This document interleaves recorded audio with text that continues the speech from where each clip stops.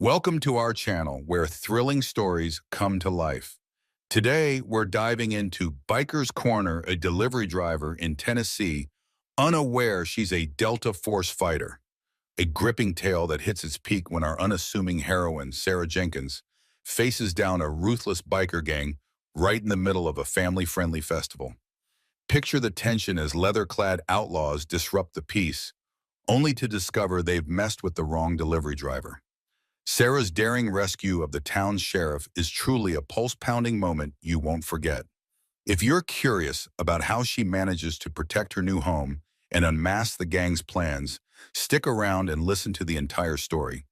Your support helps us bring more captivating adventures to your screen, so don't forget to subscribe to our channel. Let's jump in and see if McNabb, Tennessee, can remain the peaceful haven it was meant to be. Nestled amid the rolling hills and expansive farmland of central Tennessee lay the modest township of McNabb County.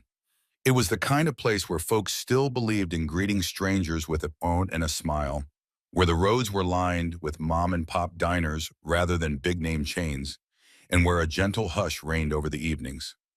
Thick oak trees bordered the two-lane highways, their ancient limbs twisting overhead as if embracing each newcomer that wandered under their canopy.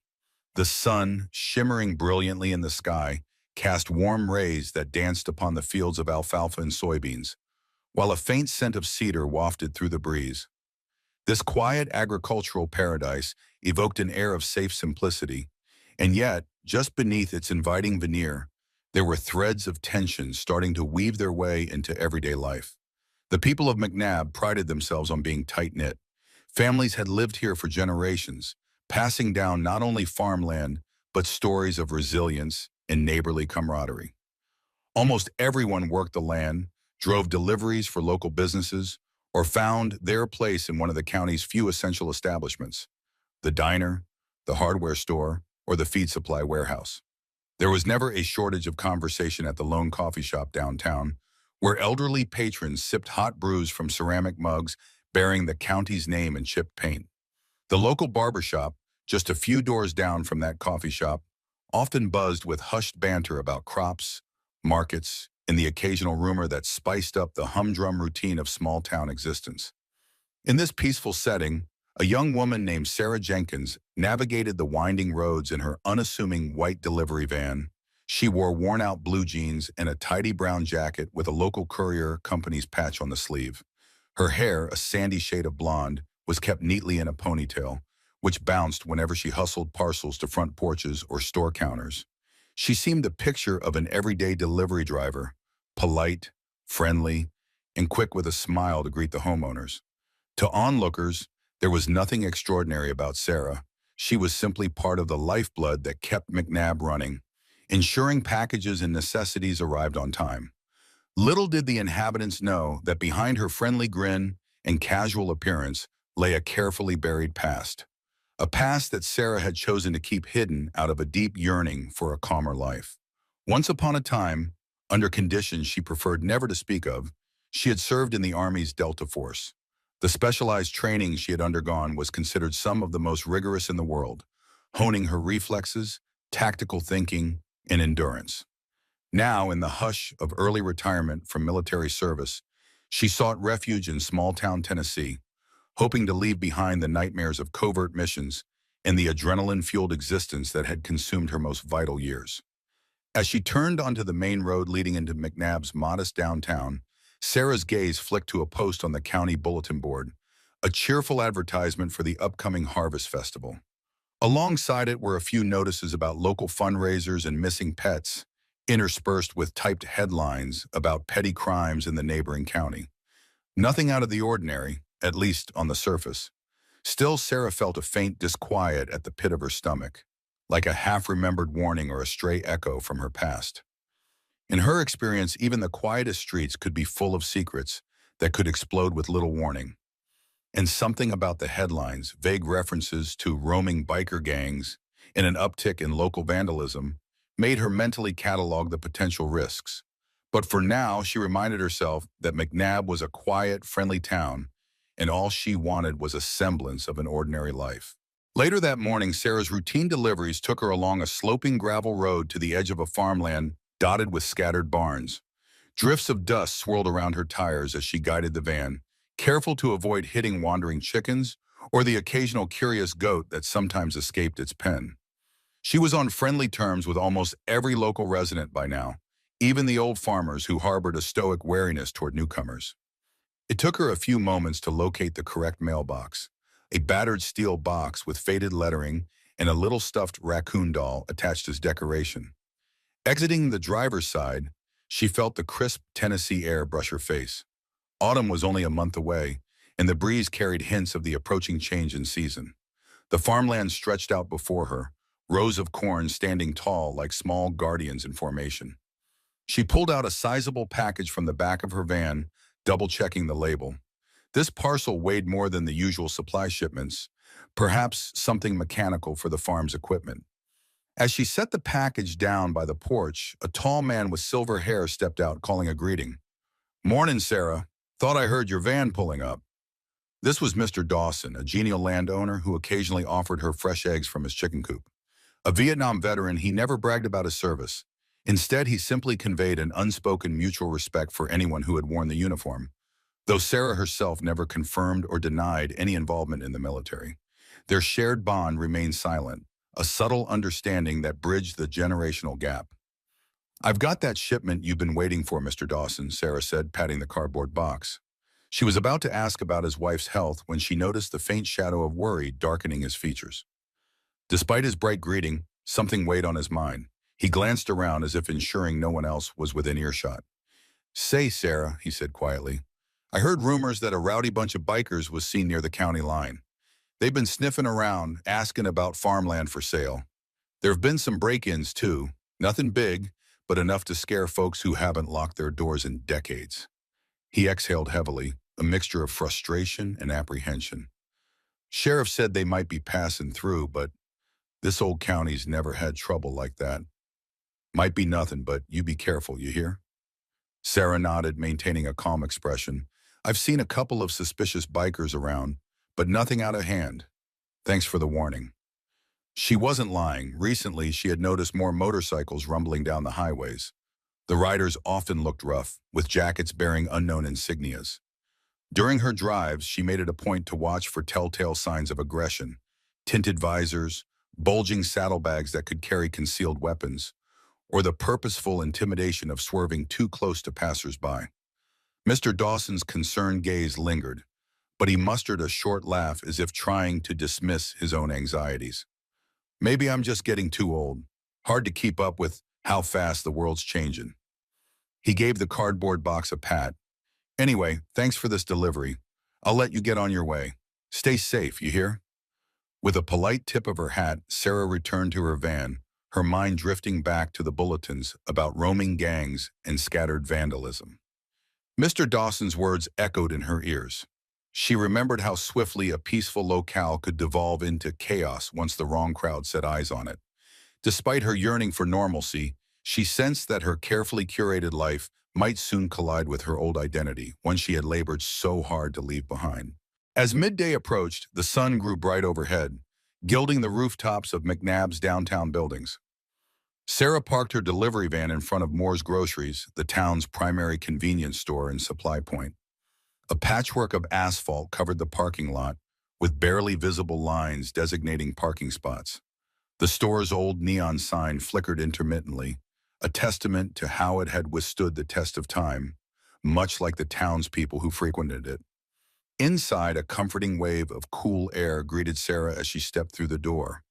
The aisles were cramped with everyday necessities, from canned goods and cleaning supplies to seeds for gardening enthusiasts. Behind the counter stood Carol Moore, the store's proprietor and a well-informed observer of local happenings.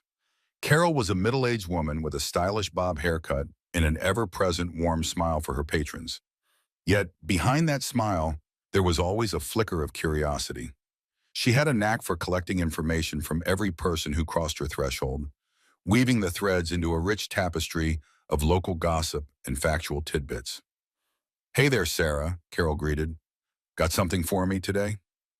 "Afternoon, Carol," Sarah replied, hauling a small crate filled with promotional brochures and the store's weekly restocks. "Just the usual. brochures for the upcoming Harvest Festival, and some cleaning supplies. She set them on the counter, brushing a stray lock of hair from her forehead. Carol examined the packages briefly before turning her attention back to Sarah. You know, she began in a hushed tone, I've been hearing whispers about a biker gang too. Folks are jittery. Some have come in and bought locks and chains, which is real unusual around here. Her eyes flicked over Sarah's unassuming attire. Not that you need to worry, of course, but, well, maybe keep an eye out. Sarah let out a soft chuckle, trying to appear mildly amused. I've heard the same whispers. So far, they're just the whispers. Let's hope they don't turn into something more. Although she attempted to project calm, Sarah felt a familiar tension tightening in her chest. The talk of impending trouble reminded her of countless missions abroad, where local rumors would precede the arrival of something far more dangerous. She recalled nights spent crouched behind dilapidated walls, ear pressed to the ground for the slightest hint of enemy movement. Here, though, she was a simple courier driver in rural Tennessee, an identity she cherished far more than any official rank or specialized skill. Carol nodded. I'm sure it's nothing, but we all feel safer when you're around. Don't ask me why, it's just something in your eyes. Like you know what you're doing. The comment lingered in the air, prompting Sarah to briefly shift her gaze. Carol's intuition was not entirely off base. Sarah's stance, her awareness, the almost imperceptible readiness to act that shaped every movement, all hinted at a deeper story. But Sarah smiled politely and kept her response vague. I've always been good at looking out for myself, that's all. Well, keep it up, Carol encouraged with a half smile. We need all the caution we can get right now. McNabb's always been quiet, but new faces bring new possibilities. Her voice held the subtle ring of both fear and anticipation. Thanks, Carol, Sarah said, heading back out with a nod. As she walked to her van, she spied a group of motorcycle riders cruising lazily past the store. Their engines growled, sending echoes bouncing between the brick walls of the neighboring buildings. She felt their gazes as they passed, casual but discerning, as though measuring the environment for potential weakness. Instinctively, she made a mental note of their patches, winged skulls, some name half hidden. A current of electricity ran through her. Maybe it really was time to pay more attention to these rumors.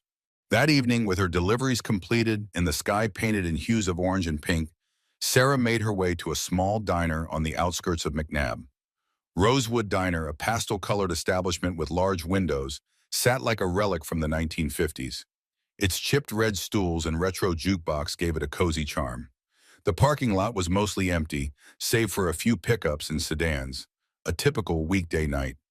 Sarah picked a booth by the window, craving a bit of solitude as she reflected on the day's events. The threat of biker trouble hung in her thoughts like a storm cloud. She'd witnessed it firsthand in places far from Tennessee, where gangs or militias took advantage of rural seclusion to establish footholds. More often than not, such groups targeted quiet towns believing they would offer minimal resistance, easy pickings for extortion or smuggling routes. She sincerely hoped McNabb's calm wouldn't be shattered in the same manner. The smell of sizzling bacon wafted through the air as a friendly waitress named June approached, pen and notepad in hand. Evening, hun. What can I get you? A cheeseburger and fries, please, Sarah replied with a polite smile. And maybe a chocolate shake. Coming right up, June confirmed, scribbling on her pad before giving Sarah a playful wink. Don't you be worried about rumors. Folks around here can stand their ground.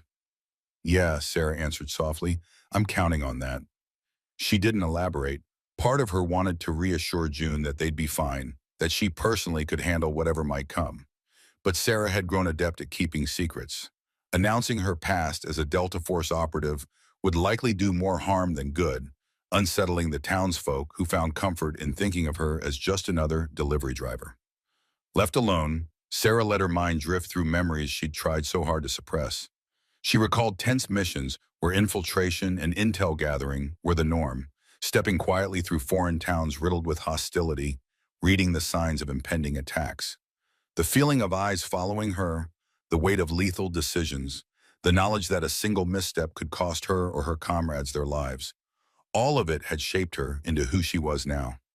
Even after leaving the army, the instincts never disappeared. They simply went dormant, waiting for a cue to reignite.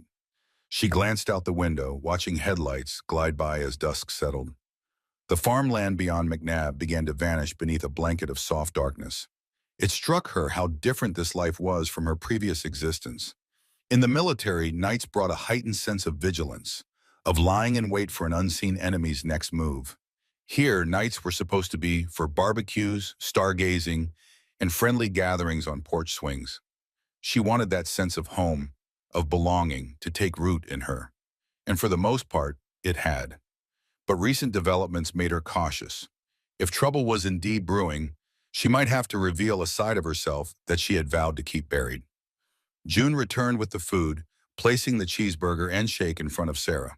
"Here you go, darling. Enjoy." She hesitated a moment, perhaps perceiving the shadows in Sarah's eyes. "You let me know if you need anything else, okay?" "Thanks, June, I will." Taking a bite of the burger, Sarah let the comforting flavors ground her. Even as she savored the diner's homey cooking, she remained alert, scanning her surroundings, listening for the rev of distant engines. The hush of Rosewood Diner was a temporary reprieve, a bubble of warmth. But she could sense that outside this small sanctuary, forces might already be aligning. After dinner, Sarah stepped out into the parking lot, her breath creating a faint swirl in the crisp night air. Tennessee evenings had a special quality, tranquil yet filled with subtle life. Crickets chirped in the nearby thicket, and a gentle breeze rustled the leaves of sycamore trees overhead. The moon illuminated the sky like a dim lantern, allowing her to see the outlines of distant barns dotting the horizon. Despite the calm, she could not shake the feeling that something was amiss. As she approached her delivery van, she noticed a solitary motorcycle parked 2 spots away, a sleek black machine, its chrome detailing glinting under the fluorescent diner sign. Leaning against it was a man in a leather vest, arms crossed, his posture a study in forced nonchalance. A thick beard, peppered with gray, framed his stern features. "Evening," he said, voice low. "Evening," Sarah responded, maintaining a careful politeness. She had never seen him before, which struck her as odd in a town where strangers quickly became talking points. He introduced himself with a casual nod. "Name's Briggs, just passing through." Sarah fought the urge to scrutinize him too openly, but years of training made it difficult to completely ignore the clues he was broadcasting. The tense lines around his eyes, the tautness in his shoulders, and the patched insignia on his vest. A snarling wolf skull with the letters RBMC. She wasn't familiar with that specific acronym, but it had the hallmark of a biker club. The way he carried himself suggested confidence, or perhaps an underlying threat. "Sure," she replied. "Welcome to McNabb." Briggs didn't immediately leave, as though he was deliberately sizing her up. "You from around here?" "I'm just a delivery driver," she said, gesturing at the van. "I make the rounds in a few counties. McNabb's one of my stops." He let out a quiet grunt. "I've seen you on the road a couple times. You're real careful behind that wheel." "Habit," Sarah answered, placing a hand casually on her hip to appear relaxed, though she was anything but. Her senses were on high alert, adrenaline simmering beneath her calm exterior. Briggs gave a slow nod, eyes flicking briefly to the side of her jacket. For a split second, Sarah wondered if he recognized the faint bulge of the concealed carry she was licensed to keep. She had never planned to use it, but traveling through secluded areas alone meant taking precautions. "You know," Briggs said, his tone turning oddly conversational, "this place is ripe for new opportunities. Quiet, plenty of open space, not a lot of cops around. Folks around here might be too laid back for their own good." Sarah resisted the urge to roll her eyes. "People here can handle themselves just fine." He gave a cryptic chuckle. "Maybe, maybe not. Anyway, if you ever need a friend on the road, you look me up." He reached into his pocket and pulled out a small, battered card, extending it towards her. It bore the same wolf skull insignia, alongside a phone number scrawled in black marker. Sarah glanced at it but didn't take it. "I'll keep that in mind." Briggs shrugged, sliding the card back into his pocket. "Suit yourself." Then, without another word, he swung a leg over his bike and revved the engine, the roar cutting through the night stillness. Sarah watched as he sped away, taillights vanishing into the darkness. For a long moment, she stood there, the crickets resuming their chorus. An uneasy sensation settled over her. She had dealt with men like Briggs before, individuals who reveled in intimidation, always probing for weaknesses. The mere fact that he had confronted her so openly hinted that the biker gang presence in McNabb wasn't merely rumor, it was already staking territory. Returning to her van, she reminded herself of the vow she had once made, to maintain a peaceful life away from conflict. Yet a lingering voice in her mind whispered that peace might soon be a luxury McNabb could no longer afford. The next day began with an air of heightened vigilance. Sarah started her morning earlier than usual, intent on ensuring all her deliveries were in order. She loaded her van with parcels labeled for addresses throughout McNabb and beyond, her movements swift and methodical. Despite the monotony of her routine, her senses remained sharp, the result of years spent constantly on edge. Driving through the county, she noticed subtle changes. A few new bike tracks scarred the dust on the gravel roads, and more shuttered windows hinted that locals had begun locking up more diligently. Chatter on the local radio station alluded to outsiders, stirring up tension, though no official name was attached to the trouble. Each mention reinforced Sarah's suspicion that the biker gang was expanding its reach. By midday, she found herself in the outskirts, delivering a set of hardware supplies to a newly built barn. The property belonged to Cody Moore, a relative of Carol's and a well-liked figure who ran a modest horse ranch. Approaching the barn, Sarah saw Cody standing with one foot on a bale of hay, arms crossed. His usually bright demeanor was overshadowed by an expression of concern. "Sarah," he greeted, pushing his cowboy hat back. "Thanks for bringing those supplies." "No problem," she replied, stepping out of the van. "How's the ranch doing?" Cody gave a half-hearted shrug. "Could be better. Heard we had some bikes tearing through the fields last night, right past the property line. Don't know if they were just passing, but they spooked my horses. Had to calm them down for over an hour." Sarah frowned. "That's odd. Did you get a look at who it was?" "Just glimpses," Cody said, running a hand over his hair. "I tried calling the sheriff, but by the time he got here, they were long gone." Sarah had expected as much. In many small counties, law enforcement was spread thin. The sheriff and his deputies covered vast territories, making rapid responses difficult. A well-organized gang could exploit that lax coverage to operate with near impunity. "Listen," Cody continued, his eyes scanning the horizon as if expecting trouble to appear at any moment. "I know we don't really know much about where you come from, but Carol says you're smart and level-headed. Folks around here trust you. We might need someone like that if these bikers keep pushing." Sarah felt a twist of unease. The last thing she wanted was to step back into a protector role. McNabb was her refuge, the place where she redefined herself. Still, she couldn't ignore the sense of responsibility gnawing at her. During her years in the military, standing by while innocent people were threatened had never been an option. "I appreciate your confidence," Sarah answered cautiously, "but I'm just a delivery driver. If something bigger happens, you should call the sheriff." "Sure," Cody acknowledged, though his tone suggested he wasn't fully convinced. "I just hope it doesn't come to that.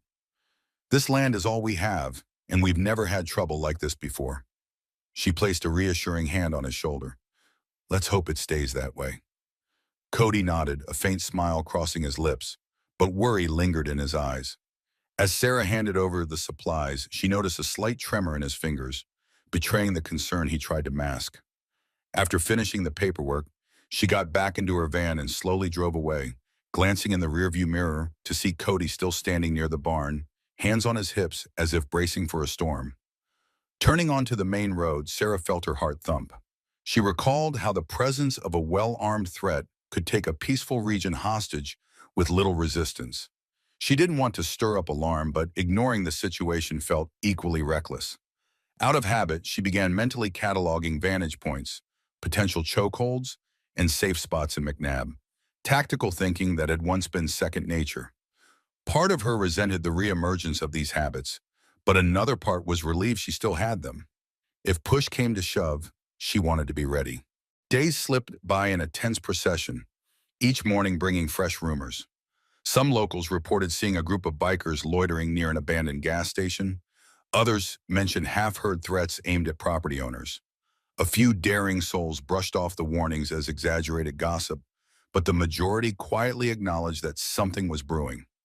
McNabb's sense of security was in jeopardy, and people responded by fortifying their homes, reinforcing fences, and double-checking the locks on barns and sheds. Sarah continued her delivery rounds with dogged determination, weaving through rural roads and suburban lanes. On the surface, everything seemed unchanged. Children waited at bus stops, elderly couples tended to front yard gardens, and the crisp air carried hints of autumn leaves. But there was an undercurrent of anxiety, as if a shift in the wind might spark panic. Despite her reluctance to become entangled in any form of conflict, Sarah found herself increasingly vigilant. She kept mental notes of where she'd spotted the bikers, paying special attention to the times of day they appeared and which roads they seemed to favor. Casual observers would never notice her double takes or the subtle scanning motions of her eyes. To most, she was simply the courteous courier dropping off packages with a smile and a wave. But within, her mind operated like a finely tuned radar. One particular afternoon, as she drove along a remote stretch of highway edged by tall pines, her instincts prickled. In the distance, she saw a pair of motorcycles pulled onto the shoulder. Approaching slowly, she recognized Briggs from the diner, standing beside his bike. Another figure, similarly clad in a leather vest, leaned over an open map spread atop the seat. The pair looked up as her van neared, and she felt their gazes pierce her windshield. Sarah kept her expression neutral. She could tell they were too far from town for a purely innocent rest stop. Yet there was no immediate reason for her to stop or engage. The short distance between them seemed to stretch, thick with unspoken tension. Briggs tilted his head in an almost lazy greeting, a predatory glint in his eyes. Sarah responded with a curt nod and pressed the gas pedal just enough to pass them without breaking the speed limit. She felt his stare linger long after her van disappeared around the bend. Her heart pounded, but her face remained impassive. In her rearview mirror, the motorcycle shrank into tiny dots on the roadside. She exhaled slowly, acknowledging that her restful existence in McNabb was now in jeopardy. These bikers seemed to be plotting something, and they'd taken a clear interest in her. Even if she tried to avoid them, they might bring the fight to her doorstep. When she finally arrived at her next delivery, a small homestead at the edge of a shallow creek, her hands trembled slightly on the steering wheel. She closed her eyes briefly, breathing in and out, remembering the calming techniques she had learned in her Delta Force training. Slowly, her pulse settled. She forced a smile and stepped out to greet the homeowner, who waited eagerly for the package. But her mind remained elsewhere, calculating defensive strategies, recalling the layout of local roads, and wondering whether she should discreetly warn the townspeople of an impending threat. If things continued to escalate, she might have no choice but to reveal her true background. For a moment, she imagined how the locals would react: surprise, disbelief, perhaps even fear of who she really was. But better that than leaving them to face dangers they couldn't possibly anticipate. Slinging her courier bag over her shoulder, she decided that the time for cautious observation might be drawing to a close. McNabb was her sanctuary, and these people were her friends. If the bikers wanted to intimidate or exploit the town, they'd soon discover that not everyone was as defenseless as they appeared. That evening, Sarah found herself in her small rental cottage on the outskirts of McNabb. It was a modest place with peeling wallpaper in the living room and the faint squeaks of age in the floorboards. She had chosen it precisely for its unremarkable appearance and the privacy it afforded. The landlady never asked too many questions, and the neighbors kept mostly to themselves. Sarah's living space was meticulously organized. A local quilt draped the worn sofa, while a neat row of books lined the shelves near the window. Most of the volumes concerned agriculture, rural life, and a few random novels, none betraying her past. However, hidden behind that veneer of normalcy was a locked trunk in the closet. Inside it lay her old gear, a sidearm she'd used in training, a utility knife with her initials etched on the hilt, and various items that served as a stark reminder of who she had been. Though she seldom touched them, tonight felt different. As the moonlight streamed through the slits of the blinds, she gently removed the trunk's lid. Her fingertips brushed against the cold metal of the pistol, the uniform patches that read U.S. Army, and photos of her former unit. She hadn't opened these reminders in months, maybe longer. Each memory carried the weight of clandestine missions and the ghosts of her lost comrades. people whose voices still echoed in her mind. The longer she stared at the items, the more she felt a visceral pull toward the life she once led. She remembered the skill sets that had been drilled into her: infiltration, reconnaissance, marksmanship, hand-to-hand combat. Unwanted recollections flitted before her eyes: dusty roads in foreign countries, the muffled tension of nighttime operations, and the adrenaline spike when her team took fire. She closed her eyes, letting the memories wash over her. Eventually, she exhaled and gently replaced the items, securing the trunk once more. A part of her argued that rummaging through her old possessions was a step backward. Another part insisted it was necessary, that ignoring her capabilities while McNabb faced danger was foolish. Yes, she had sought peace here, but she'd also sworn an unspoken oath to protect those unable to protect themselves. Pulling out her phone, she briefly considered scrolling through her old contacts. She still had the numbers of a few fellow veterans, people she trusted implicitly. However, reuniting with them would plunge her into a past she wasn't sure she could face again without consequences. For the moment, she decided against calling anyone. She would watch and wait, using her training to gather more information before sounding the alarm. Once the trunk was locked away, Sarah tidied her cottage in an attempt to restore normalcy. She brewed a pot of chamomile tea, letting the herbal aroma calm her nerves. Then she sat at the small kitchen table, stirring the tea absently, while gazing through the window at the dark silhouettes of towering oaks. The hush of night enveloped her, as though the entire world was holding its breath. In the silence, her mind drifted to the townspeople she had grown fond of: Carol, Mr. Dawson, Cody, June, and the many others who had welcomed her without hesitation. They had no idea of the complexities that weighed on her heart, nor the lengths she might go to in order to keep them safe. She sipped her tea, allowing the gentle warmth to spread through her chest, a subtle reminder that life here was worth preserving at any cost. For the first time in ages, Sarah Jenkins began mentally rehearsing scenarios for defending an area she considered home. She wasn't sure how deep the biker threat ran, but she knew enough to suspect that a showdown was imminent. And if that day came, she would be ready, no matter what secrets she had to reveal. Early the next morning, Sarah drove into town for her usual round of deliveries. She noted the fresh posters plastered on lampposts advertising the upcoming Harvest Festival, a beloved tradition that had brought everyone together for games, music, and a hearty meal. Normally, the festival represented the highlight of the year in McNabb, a chance for families to gather and celebrate the harvest's bounty. But this year, the posters felt more like a hollow promise, the cheerful slogans clashing with the rising unease that gripped the county. On Main Street, Sarah pulled over in front of Betty's Cafe, a sun-faded eatery known for homemade pies. Betty herself, an older woman with a nurturing spirit, emerged from the entrance as soon as Sarah's van sputtered to a stop. "Morning, sweetheart," Betty said, her southern drawl warm as always. "Got something for me today?" Sarah offered a small box containing napkins and menu printouts. "Here you go, Betty. Hope business is doing okay." Betty's face pinched in worry as she accepted the package. "It's slow, dear. Folks are too anxious to inbound a piece of pie these days." She glanced around, lowering her voice conspiratorially. "Heard from Sam, he runs the gas station out on Route 14, that a group of bikers demanded free fuel. When Sam refused, they threatened him. Sheriff got wind of it, but by the time a deputy arrived, the group had moved on." Sarah's stomach churned with quiet anger. Extortion was a clear sign the bikers weren't simply passing through. They intended to take advantage of the town's vulnerability. She forced a reassuring smile for Betty's sake.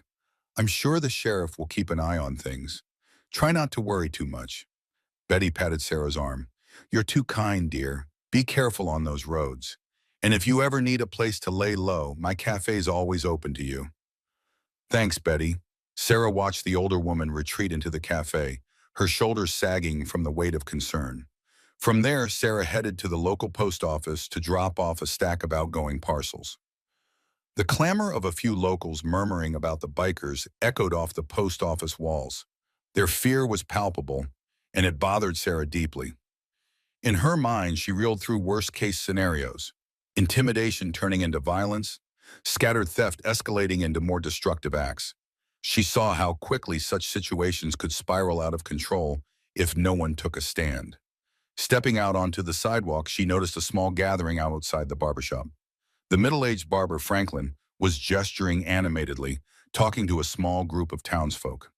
Sarah caught snippets of phrases like "heard of them" and "no respect for boundaries." She considered stopping to inquire further, but decided against drawing attention. Her presence would likely spark more rumors or lead to a barrage of questions about her own background, questions she wasn't ready to answer. Continuing her route, Sarah tried to appear calm and collected, but her mind raced with potential strategies. She had once been a master of planning tactical defenses, yet implementing such plans would necessitate explaining her skills to the very people who believed her to be an ordinary courier. The sting of secrecy weighed heavily on her. At the edge of town, she paused at a stop sign. Across the road, she noticed two strangers leaning against their motorcycles, the same wolf skull emblem proudly displayed on their vests. They were watching her, no attempt to hide it. A chill spread through Sarah's limbs as she recognized a grim inevitability. The bikers were staking their claim, and she was an inconvenient witness to their expanding dominion. In her rearview mirror, she saw them exchange words and smirks. Their arrogance was unmistakable. They believed themselves unstoppable. Sarah's jaw clenched. She knew better than to make a scene, but the time for avoidance was slipping away. She would have to do something soon, or McNabb's easygoing spirit would be crushed beneath the heels of men like Briggs. As she drove on, her heart pounded with a mix of fear and fierce determination. One way or another, she would not let that happen. The final straw came a few days later, on a Sunday morning. Church bells rang out across McNabb, calling the faithful to gather in the modest white chapel at the town center. The bells had a tranquil, timeless quality, but the atmosphere among the congregation was far from peaceful. Whispers and worried glances replaced the usual warm handshakes and polite small talk. Sarah, though not a regular churchgoer, found herself standing at the back of the assembly, unsure whether to slip out or stay and observe. Before the service began, Reverend Haywood, an elderly man with a kindly face, stepped forward to address the crowd. He cleared his throat, voice trembling slightly as he searched for words that might console the worried parishioners. "Brothers and sisters, I know these past days have been troubling. Some of you have witnessed acts of intimidation or heard unsettling rumors. We must remain strong in our faith and in our community bonds." Sarah noticed how many heads bowed in agreement and how many shoulders appeared tense. A hush fell over the chapel as the Reverend continued. "Fear can divide us, but I say we stand united. We'll look out for each other, as we always have, and trust that law and order will prevail." After the service, people lingered in the chapel's yard. Clusters formed, huddling close as if searching for reassurance and collective presence. Sarah overheard fragments of conversation. "They slashed my tires," one woman confided. "I found graffiti on my barn," said a farmer. The stories painted a grim pattern of escalating harassment, each new incident nudging the town closer to the brink of outright panic. Just as Sarah considered heading back to her stand, she spotted Sheriff Alden among the crowd. He was tall, with a weather-beaten face and kind eyes that now carried the burden of concern. She hesitated but decided to approach him. Perhaps he possessed more information than the locals. "Sheriff," she said softly, extending a hand. "I'm Sarah Jenkins, one of the local couriers." He nodded, shaking her hand firmly. "I know who you are. I've seen you around." There was a fleeting flicker in his gaze, as if he'd long suspected there was more to her than met the eye. "How can I help you?" "I was wondering if you had any updates on these bikers. It sounds like they're escalating." His jaw tightened. "We're doing what we can. We've taken statements, increased patrols, and tried to identify the group. But they're slippery. They move across county lines, and I suspect some of them have connections that go beyond petty crime." Sarah nodded. "I've noticed some of them around too. Do you have any sense of why they're targeting McNabb specifically?" "They claim to be passing through," Sheriff Alden muttered, running a hand over his stubble. "But I suspect they've got bigger plans, possibly trying to set up a pipeline for contraband or run an extortion racket. Whatever their goal, we won't let them succeed." Sarah assessed his stance, a quiet determination, but also the exasperation of a small-town sheriff faced with a problem too big for his limited manpower. "If you ever need a volunteer, I know first aid and some basic self-defense," she offered cautiously. The sheriff's eyebrows rose a fraction. Appreciate that. We'll see how things play out. But be careful, Ms. Jenkins. I've got a feeling these folks aren't your everyday troublemakers. She gave him a nod, stepping back. Around them, parishioners loaded into cars and children chased each other across the grass. The scene might have passed for ordinary, if not for the heavy sense of foreboding in the air. Sarah parted ways with Sheriff Alden, concluding that official channels wouldn't be enough to contain the crisis. With resources stretched thin, McNabb might have to depend on more than just conventional law enforcement. As she drove away, Sarah mentally reviewed her next steps. She had always hoped to keep her old skills packed away with her uniform, never to resurface. Yet the time for half measures was nearing an end. If these bikers were truly gearing up to claim McNabb as their territory, the town would need a protector, someone capable of fighting back on equal terms. And no matter how much Sarah had tried to hide from that role, fate seemed determined to thrust her into it once more. Later that afternoon, Sarah decided to see for herself just how bold these bikers had become. She drove to the outskirts of town, following a tip from Carol that a group of them was spotted hanging around an abandoned gas station off Highway 22.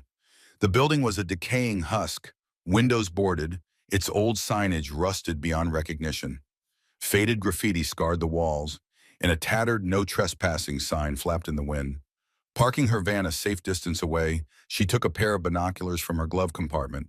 Hidden behind a cluster of trees, she surveyed the area. A half-dozen motorcycles lined the station's cracked pavement, and a handful of riders stood around smoking, their laughter carried on the breeze. Even from a distance, Sarah recognized Brigg among them. His distinctive build and arrogant posture gave him away. She watched for nearly an hour, noting each face, each gesture, trying to glean their dynamic. One rider, a younger man sporting a mohawk, seemed to deliver a rushed report to Briggs, who then pointed in various directions with an air of command. Another tall figure, clad in a vest emblazoned with the wolf skull emblem, removed a shotgun from his bike's saddlebag, handling it as if verifying it was loaded. The gesture sent a sharp jolt of adrenaline through Sarah's veins. This was no harmless crew of hobbyists. They were armed and clearly planning something. Crouching lower behind the trees, Sarah's mind began clicking into its old operational mode. Consider lines of sight, approach angles, potential escape routes. She estimated that, with the right vantage point, she could neutralize them if necessary. But she had no backup, no immediate means of detaining them once subdued. Besides, there was no evidence they were committing a crime that second. Loitering at an abandoned station was suspicious, but not enough to justify a direct confrontation. Yet their conversation grew animated.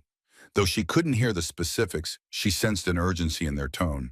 The one with the shotgun gestured as if describing a route, while another sketched something on a torn scrap of paper. Briggs nodded, tossing a half-burnt cigarette aside. A moment later, they all gathered in a circle, heads bowed, possibly finalizing details of an upcoming action. Sarah remained in place, her heart pounding with the familiar rush of potential conflict. Part of her wanted to storm in.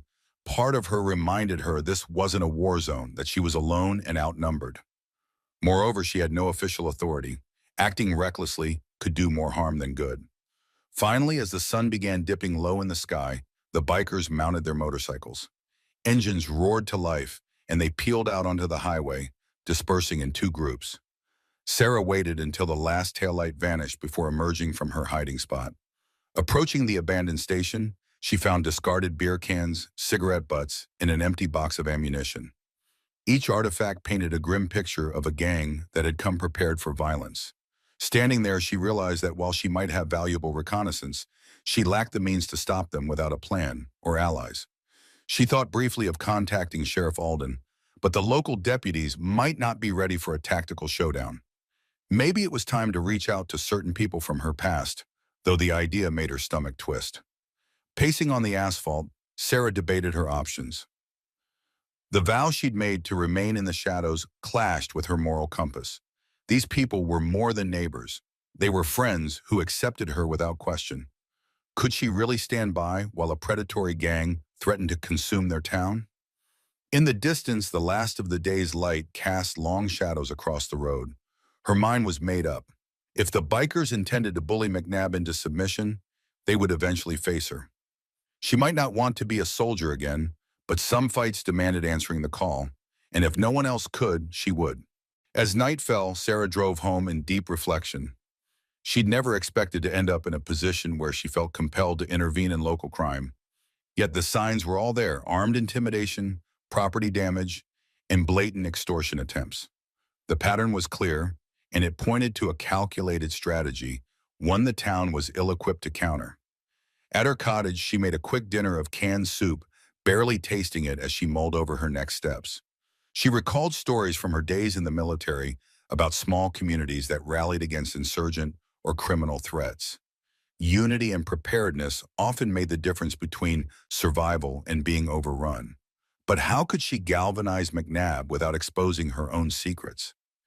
After washing her dishes, she retrieved her phone and scrolled through her old contacts. Names of former colleagues scrolled past, men and women who'd served with her, some stationed overseas, others back in civilian life.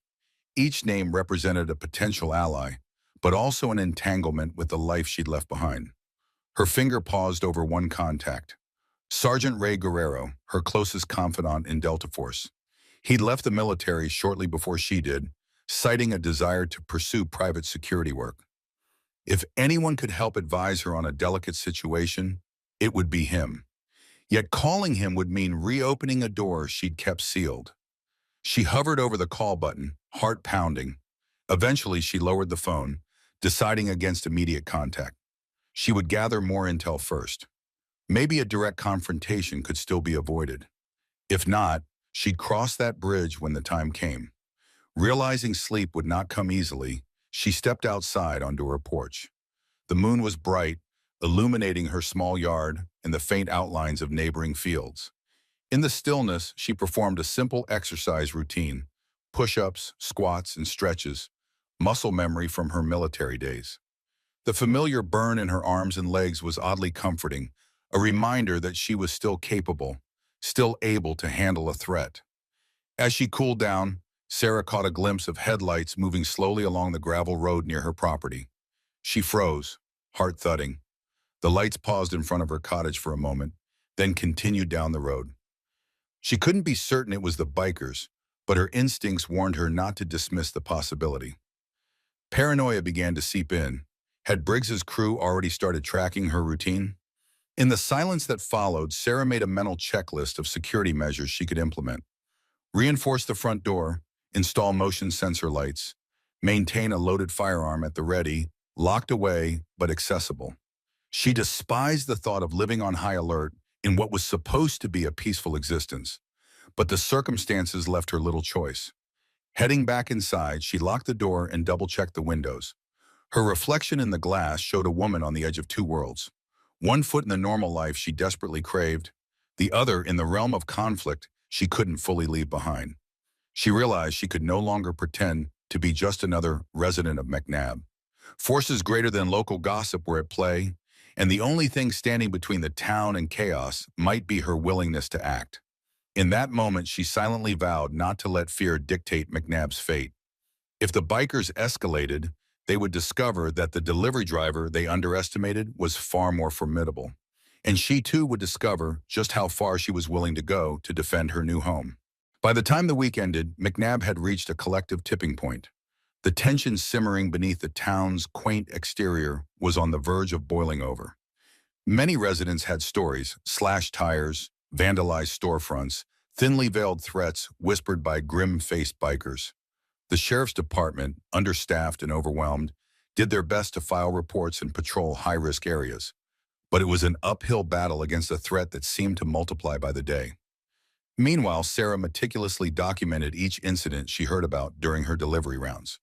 Whenever she spotted more bikers or discovered new graffiti, she jotted down the location and time in a small notebook, the kind a detective might carry. Though she wasn't officially investigating, her instincts prodded her to build a clearer picture of the gang's movements. She even discreetly interviewed locals, mostly folks she'd earned the trust of, asking probing questions without revealing her reasons. Every piece of the puzzle hinted that the bikers were planning something grander than sporadic harassment. One afternoon, she found herself at the local diner again, sipping coffee at a corner table while reviewing her notes. The sky outside was a leaden gray, promising rain. The hum of the overhead fluorescent lights blended with the subdued chatter of patrons. In a booth across the aisle, a pair of elderly women were discussing how frightened they felt leaving their homes after sunset. At the counter, a trucker lamented that a gang of bikers had blocked the highway overnight, demanding a toll for passage. Just as Sarah finished her coffee, the front door jingled, and in walked Briggs himself, accompanied by two other bikers. The diner went still, hushed as if a predator had entered a calm pasture. Briggs surveyed the room with casual insolence before his gaze settled on Sarah. A slow, self-assured grin curved his lips. He sauntered forward, pulling out a chair at her table without invitation. "Well, hello again, Courier," he drawled, his voice thick with taunting familiarity. His companions took positions behind him, arms folded, exuding menace. "Briggs," she replied evenly, refusing to let him see any hint of unease. He leaned in, elbows on the table. "Your sheriff's been poking around, meddling in business that don't concern him. Heard you've been doing some sniffing around, too. That wise, hun?" A flicker of annoyance crossed her face. "Just going about my job, delivering packages, minding my own business." Briggs chuckled, but there was no warmth in the sound. "McNabb is about to change, sweetheart. The sooner everyone accepts it, the better. Maybe you should keep your pretty head down." Sarah met his stare unflinchingly. "Is that a threat?" He shrugged. "Just saying, sometimes folks get hurt when they poke their noses in the wrong places. Wouldn't want a sweet thing like you getting caught in the crossfire." The weight of the diner's silence pressed in. Patrons had gone quiet, all eyes flitting nervously between Sarah and the bikers. For a moment, she considered letting the comment slide, but something inside her snapped. She placed both hands on the table, leaning forward to whisper so that only Briggs and his cronies could hear. "Let me give you a piece of advice," she murmured, her voice calm yet resonant with an undertone of authority. "Never assume you know what someone's capable of, and never corner them without a plan for what happens if they bite back." Briggs's smirk faltered, confusion flashing across his face. Before he could retort, Sarah rose from her seat, tossed a few bills on the table for her coffee, and walked out. The hush in the diner held until the door closed behind her. Outside, the sky rumbled with approaching thunder, as if echoing the storm brewing between her and the bikers. Though her pulse thundered in her veins, she maintained her outward composure. She had just drawn a line. There would be no retreat now. If Briggs and his gang wanted a fight, they were going to get one. And for the first time, Sarah felt the old confidence surging through her. She might have left the battlefield behind, but the warrior within was very much awake. A gust of wind rattled the windows of Sarah's cottage as storm clouds settled over McNabb, casting a gloomy haze across the once bright farmland.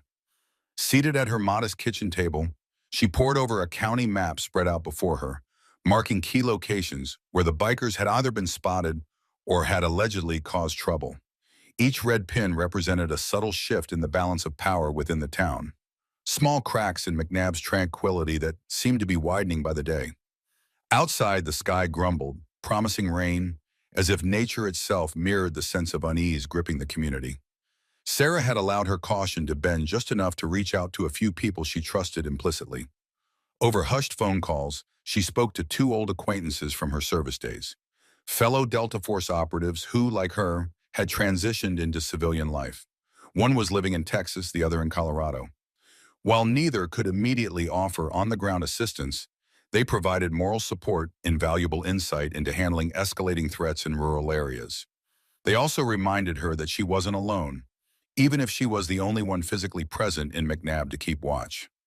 In the days following her tense exchange with Briggs at the diner, Sarah's sense of urgency deepened. A local farmer's barn went up in flames under suspicious circumstances. The sheriff's department couldn't pin the arson squarely on the bikers, but people whispered that they'd seen the flicker of distant headlights speeding away from the property shortly before the blaze. An elderly couple found spray-painted messages on their garage doors, the words, "Keep out," in dripping red letters, as if the gang was staking its claim. The once friendly chatter at Betty's Cafe and Moore's Groceries had become hushed and fearful, with residents scurrying in and out to grab necessities before barricading themselves at home. Sheriff Alden, visibly stretched thin, began issuing public warnings, advising property owners to lock doors and report any suspicious activity. Still, without solid evidence or manpower to conduct raids, his office was left reacting to trouble rather than proactively stopping it. The town's hope for order was balanced precariously on a tightrope, vulnerable to the slightest push. From her vantage point, Sarah recognized a familiar pattern. She'd witnessed it in foreign conflict zones, where a small but ruthless faction used fear to seize control of a region. Step by step, they would intimidate local leaders, compromise the community's sense of safety, and then expand their influence like a wildfire. The difference here was that McNabb's residents were unprepared for such calculated aggression. The notion that a local gang, let alone a crew of hardened bikers, could threaten their way of life felt surreal. Yet it was happening, and Sarah saw no alternative but to confront the challenge head-on. Thunder rumbled again, jolting her from her thoughts. Gathering her map and notes, Sarah made a silent vow. She would act soon. Whether through diplomacy or direct confrontation, she had to send a message that McNabb was not defenseless. As she tucked the map into her backpack, she paused briefly, her fingers tracing the edges of the worn paper. She'd chosen this quiet corner of Tennessee to escape conflict, not to invite it. But life rarely bent to one's wishes, and if it was a fight the bikers wanted, they'd soon learn they'd cornered the wrong woman. A heavy downpour began that evening, slicking the roads and turning the farmland soil into thick, muddy swaths. From her porch, Sarah watched as raindrops pummeled the gravel driveway and streaked the windows. She couldn't shake the feeling that this turbulent weather was a precursor to something more ominous. By the next morning, the storm had lessened to a light drizzle, but the air remained chilly and damp, a far cry from the warm, inviting days McNabb was known for. Despite the weather, her delivery schedule remained unchanged. By 8 o'clock sharp, she was on the road, guiding her van past puddles and occasional debris from fallen branches. The first delivery took her to an older gentleman named Mr. Parker, who lived in a small cabin near the edge of a dense woodland. Sarah had rarely engaged in more than polite pleasantries with him, but the tension in town had made neighbors less hesitant to talk. "Thanks for bringing this, Miss Jenkins," he said, signing for his package with a shaky hand. "I don't drive much these days, and these folks messing about in town make me want to drive even less." "I understand," Sarah replied gently, handing him the clipboard. "I hope you're doing okay out here on your own." He gave a half smile. "Oh, I can manage. The woods keep me company, but I do worry about folks closer to the town center. Heard more than a few of them talking about selling their homes if this keeps up." The admission pained her. McNabb's charm had always been its tight-knit community, the sense that everyone belonged. Now fear was pushing people to consider uprooting themselves. "Let's hope it doesn't come to that," she said softly, tipping her cap as she returned to the van. Driving away, she reflected on her next destination, a small florist shop run by a woman named Grace. Though Grace's business thrived mainly during wedding seasons and holidays, she kept her shop open year-round for locals who enjoyed fresh blooms. Sarah found the storefront dark and the door locked, a closed sign hanging crookedly in the window. Concerned, she knocked softly, and to her relief, Grace peered out from behind the blinds, eyes wide. Upon recognizing Sarah, Grace hurried to unlock the door. "Oh, thank goodness, it's you," she breathed, beckoning Sarah inside. The shop's interior was dominated by a sweet, earthy fragrance, rows of potted plants forming a miniature jungle under fluorescent lights. Yet the bright petals and greenery couldn't mask the anxiety etched on Grace's face. "I'm sorry to barge in," Sarah began, setting the package, a small box of gardening supplies, on the counter. "I just wanted to make sure everything was all right." Grace let out a shaky sigh. "I'm fine. It's just someone broke my display window last night.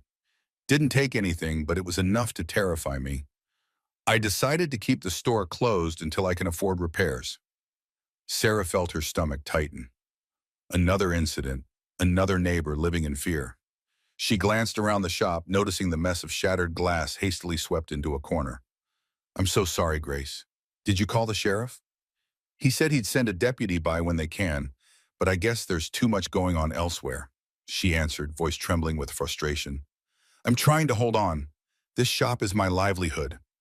Sarah placed a reassuring hand on Grace's shoulder. If you need anything, let me know. People here care about you." Tears welled in Grace's eyes as she nodded. "Thank you. I just hope this all stops soon." As Sarah stepped back into the drizzle, she couldn't escape the feeling of heartbreak that came with watching the people of McNabb unravel under the gang's pressure. She resolved that she would no longer stand idle, letting fear dictate the town's fate. The question was not if she would act, but how. And she sensed she would need allies if her plan was to succeed. Later that afternoon, Sarah found herself at the hardware store, picking up a few items she'd decided she couldn't do without. Durable locks for her cottage's doors, extra batteries for flashlights, and heavy-duty rope. The small bell above the entrance jingled as she stepped inside, where she was greeted by an older woman named Rosie, one of the store's longtime employees. "Hello there, Sarah," Rosie said in a subdued tone, glancing at the short list in Sarah's hand. "Stocking up for a storm?" "In a way," Sarah replied cryptically. She hesitated, then leaned closer, lowering her voice. "Rosie, do you know if many others are coming in for supplies like these? Locks, ropes, maybe even anything self-defense related?" Rosie's face fell. "Sarah, you know I can't discuss much of our customers' business, but off the record, I've never seen so many folks buying chain locks, fencing tools, and even a few who asked for bear spray. It's not normal." Sarah nodded, placing her own items on the counter. "I just needed to confirm something," she said, eyes wandering to the side, where a rack of shovels and crowbars were displayed. She also noticed a few empty hooks, as if certain tools had sold out entirely. "You be careful, dear," Rosie cautioned, ringing up Sarah's purchases. "These are strange times. People around here are good, but they're not used to living under threat." "I'll keep that in mind," Sarah promised, forcing a reassuring smile. After paying, she hefted her bag of supplies and made her way back to the van, carefully stowing the gear behind the driver's seat. Each item felt like a small piece of a defensive puzzle she was assembling around herself and, indirectly, around McNabb. Once on the road, she considered her next stop. If there was any place in town that could shed light on how to build a community response, it was the local VFW hall. Though many of its members were older veterans, they shared a common understanding of confrontation and discipline that might prove invaluable. They also had deep-rooted community ties that could motivate townsfolk to stand united. The Veterans of Foreign Wars Post was housed in an old wooden structure not far from the center of town, its faded American flag dancing in the wet breeze. Sarah parked and walked through the creaking front door into a wide, open space that smelled vaguely of coffee and wood polish. A handful of men in their 70s and 80s sat around a circular table, sipping from styrofoam cups. Their eyes followed her curiously. Behind the bar stood a sturdy figure with a salt and pepper mustache. Frank Dawson, a distant relative of Mr. Dawson, though Sarah had never seen him at the farm. Frank was known to be a caretaker of the VFW post, a kind soul who nonetheless valued discipline. "Ma'am," he greeted, tilting his VFW cap politely. "Haven't seen you here before. Can I help you?" "I'm Sarah Jenkins," she said, offering her hand. "I'm new to town, relatively speaking. I was hoping I could talk to some of you about a problem we're facing, the bikers. They're starting to scare folks, and I think we might need to band together." Frank studied her face, then gave a single nod. "Let me pour you a coffee. Then you can tell us what's on your mind." Within minutes, Sarah found herself seated at the circular table, the eyes of half a dozen veterans upon her. Though they were polite, she sensed a subtle air of appraisal, as if they were used to measuring a person's intentions. Taking a sip of coffee, she began explaining the break-ins, the vandalism, and the growing intimidation tactics. She spoke in general terms, omitting her own past in Delta Force, but emphasizing the urgency of finding a constructive way to protect the town. As she detailed her observations, some of the men's expressions hardened. By the time she finished, the room was silent. Frank placed his cup down, the thud echoing off the wooden walls. "Well, young lady, you're not the first to bring this up here. We've been trading stories too, and it's worse than most folks realize." Sarah nodded, feeling a weight lift from her shoulders. At least she wasn't alone. Then maybe it's time to do something about it. A lively debate broke out among the veterans, each chiming in with suggestions that ranged from vigilant neighborhood watch patrols to contacting state authorities. Some proposed that the sheriff collaborate more closely with law enforcement in neighboring counties. Another suggested deploying game cameras around the outskirts of McNabb to document biker activity. While the men tossed ideas around, Sarah listened, carefully noting any actionable tactics. The truth was, Sarah already had a plan forming in her mind, an approach rooted in her specialized training. She believed in combining the watchful eyes of the community with a well-coordinated defensive strategy. However, she hesitated to bring up certain aspects. Mentioning covert surveillance or advanced ambush tactics would likely raise eyebrows. She also couldn't openly reveal that she had the skill set to execute such plans with precision. Instead, she gently guided the discussion. "We should identify who can keep an eye out during different times of the day," she said, picking her words carefully. "Farmers, for instance, are often up before dawn. Retirees might have the flexibility to watch over certain areas when everyone else is at work. We can pass along anything suspicious to the sheriff without endangering ourselves." A gray-haired veteran named Walter chimed in, voice deep with authority. "Folks around here don't want trouble, but we need to stop living in fear. I still remember how we used to handle bullies in my day. You show them you're not afraid, and usually they back off." Walter's sentiment was echoed by others. The group consensus leaned toward peaceful but firm resistance, keeping an eye on the bikers, reporting crimes immediately, and encouraging neighbors not to cave under intimidation. Sarah recognized a flicker of hope in their expressions, though she also knew it might not be enough. These men, despite their grit, were well past their fighting prime. Organized bullies like Briggs and his gang could sense vulnerability with uncanny accuracy. Still, it was a start. As the discussion began winding down, Frank caught Sarah's eye. "You really believe this can work?" he asked quietly, as some of the others folded chairs and tidied the table. "I think we have to try," she replied, matching his serious tone. "If we coordinate, we at least force them to realize we're not easy targets." Frank chewed on that thought, then gave a curt nod. "We'll spread the word. McNabb might be small, but a lot of folks here still have a backbone. We just need to remind them." When Sarah left the VFW hall, the drizzle had stopped, leaving the air thick with humidity. She headed back to her van, noticing a half-dozen missed calls.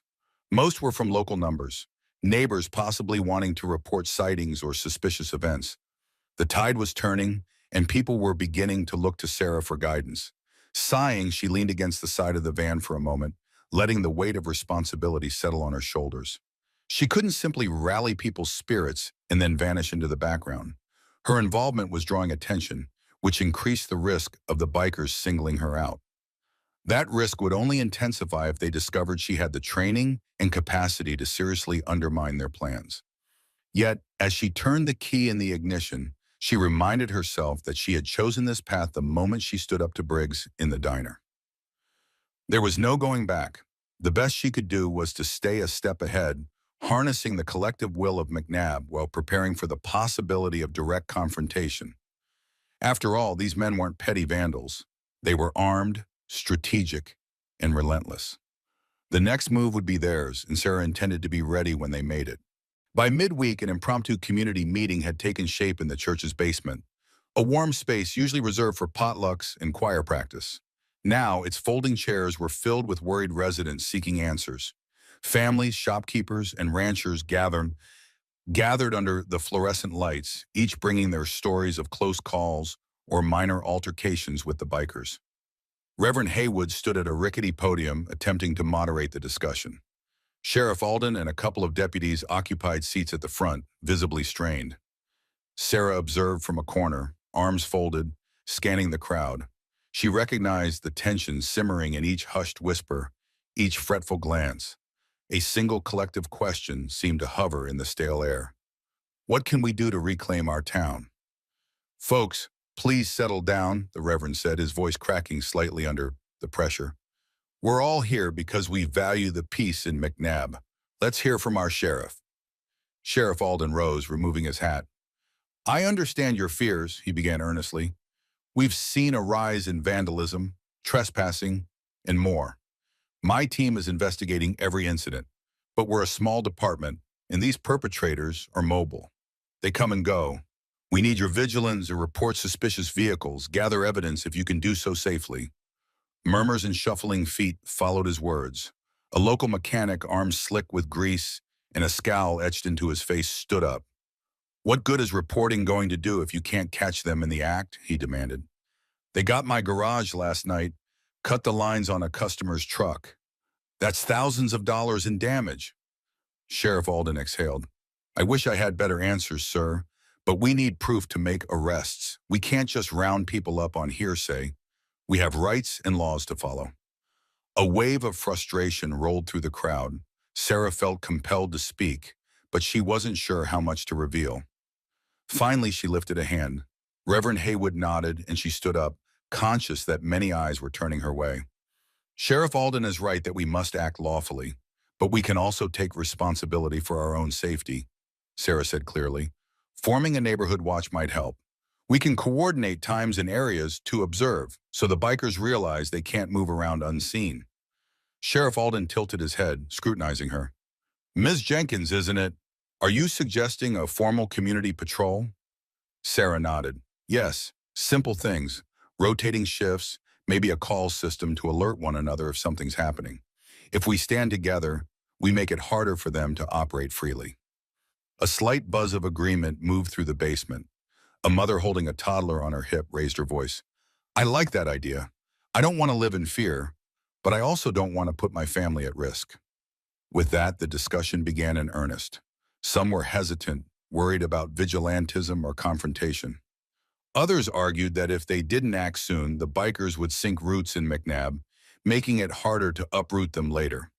Throughout it all, Sarah offered practical tips, recording license plates, installing cameras, and keeping phone trees updated. Though she downplayed her own expertise, the crowd seemed to sense her confidence, taking her words seriously. By the time the meeting ended, a few volunteers had stepped up to organize watch schedules, and Reverend Haywood pledged the church basement as a communication hub. Sheriff Alden agreed to provide some official guidance, albeit limited by his staffing constraints. As people filed out, Sarah caught glimpses of relief mixing with determination. It was a start, a unified stance against intimidation. She stepped into the cool night air, hopeful yet wary. Standing against a gang was fraught with peril, and she wondered if, in their enthusiasm, the townspeople grasped how dangerous the bikers could be. She prayed they wouldn't need her to show them, but if the day came, she would be there, ready to take the lead in a fight she hoped would never materialize. Over the next few days, small signs of empowerment sprouted in McNabb. Families installed new locks, and curious glances from neighbors turned into supportive nods. The local Facebook group buzzed with updates about suspicious sightings, and a few courageous souls even posted pictures of tire tracks or bikers cruising through back roads. A semblance of unity coalesced around Sarah's suggestions, with the newly formed watch shifts quietly taking shape. Yet the bikers were not blind to these developments. Their own presence became more overt, as though doubling down on intimidation. Several times, Sarah's early morning routes intersected with lines of motorcycles rolling down rural lanes. The riders made no effort to hide their sneers, occasionally revving their engines as a form of taunt. Despite the tension crawling along her spine, Sarah maintained a stoic facade, refusing to concede even an inch of fear. One evening, as dusk settled over the town, Sarah's phone buzzed urgently. She glanced at the caller ID, Cody Moore, the rancher who'd once asked her for help. Worried, she answered immediately, hearing winded breathing on the other end. Sarah, Cody gasped, they're on my property, shooting at targets, yelling. I'm locked inside my barn office. Adrenaline surged through her. Have you called the sheriff? I did, Cody replied, but they said it might be an hour before a deputy can get here. My horses are spooked. I'm afraid they'll break out of the stables. Please, can you come? Sarah didn't hesitate. I'm on my way. Stay where you are. She dashed to her cottage closet and unlocked the trunk, retrieving her sidearm and a small tactical flashlight. Though she'd planned never to wield a weapon again, the seriousness of the situation demanded readiness. She concealed it under her jacket and raced to her van, hard hammering. Cody's ranch was about 15 minutes away, but she pushed the speed limit as the last glow of sunset faded behind the rolling hills. Arriving at the property, she killed the van's headlights before turning down the long dirt driveway. She could hear the distant echoes of raucous laughter and the muffled pop of gunfire. Parking behind a row of trees, Sarah stepped onto the soft earth, carefully making her way toward the barn's faintly lit silhouette. She found Cody crouched behind a tractor, eyes wide as he spotted her. "There are 5 or 6 of them," he whispered, jerking his head toward the open pasture. "They set up a bunch of cans on a fence post and are using them for target practice. My horses are losing their minds." "Stay put," Sarah ordered. The staccato of gunshots rang through the humid night air, each shot sending her nerves on edge. She peered around the corner of the barn to see sparks flying as bullets ricocheted off a metal fence post. Her breath caught in her throat when she recognized Briggs's silhouette among the shooters, his tall frame and leather vest unmistakable. The men were dangerously close to the stables, disregarding the risks to the animals or the property. Sarah took in the scene.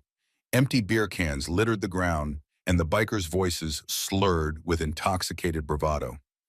If they turned their firearms on Cody or anyone else, tragedy was only a trigger pull away. Her mind raced for a strategy that wouldn't end in bloodshed.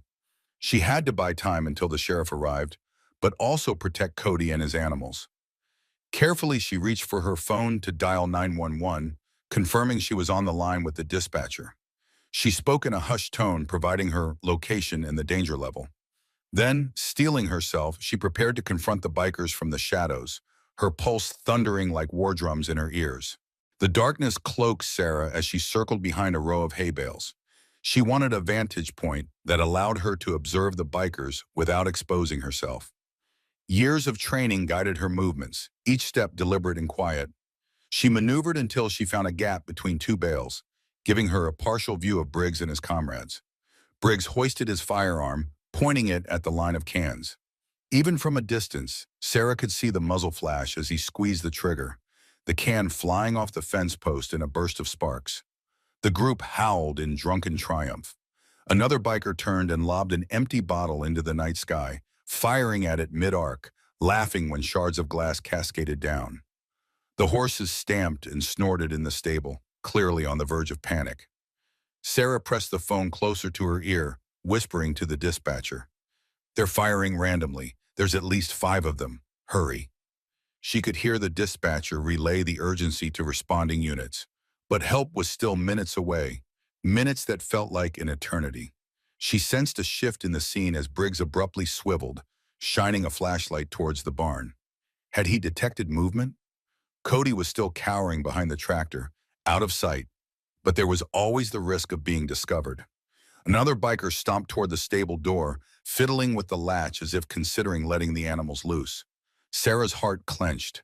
If those horses bolted into the darkness, they could injure themselves or run onto the highway. Summoning her courage, she knew she had to intervene. With her free hand, she drew her sidearm but kept it lowered, safety on. She didn't want to escalate this into a lethal encounter if it could be avoided. "Stop!" she shouted, stepping from the cover of the hay bales into the biker's line of sight. Her voice rang through the humid air with unwavering authority. She hoped that surprising them might buy precious seconds. All 5 bikers spun around, flashlights and weapons pointed in her direction. Briggs squinted, then let out a low chuckle, tinged with disbelief.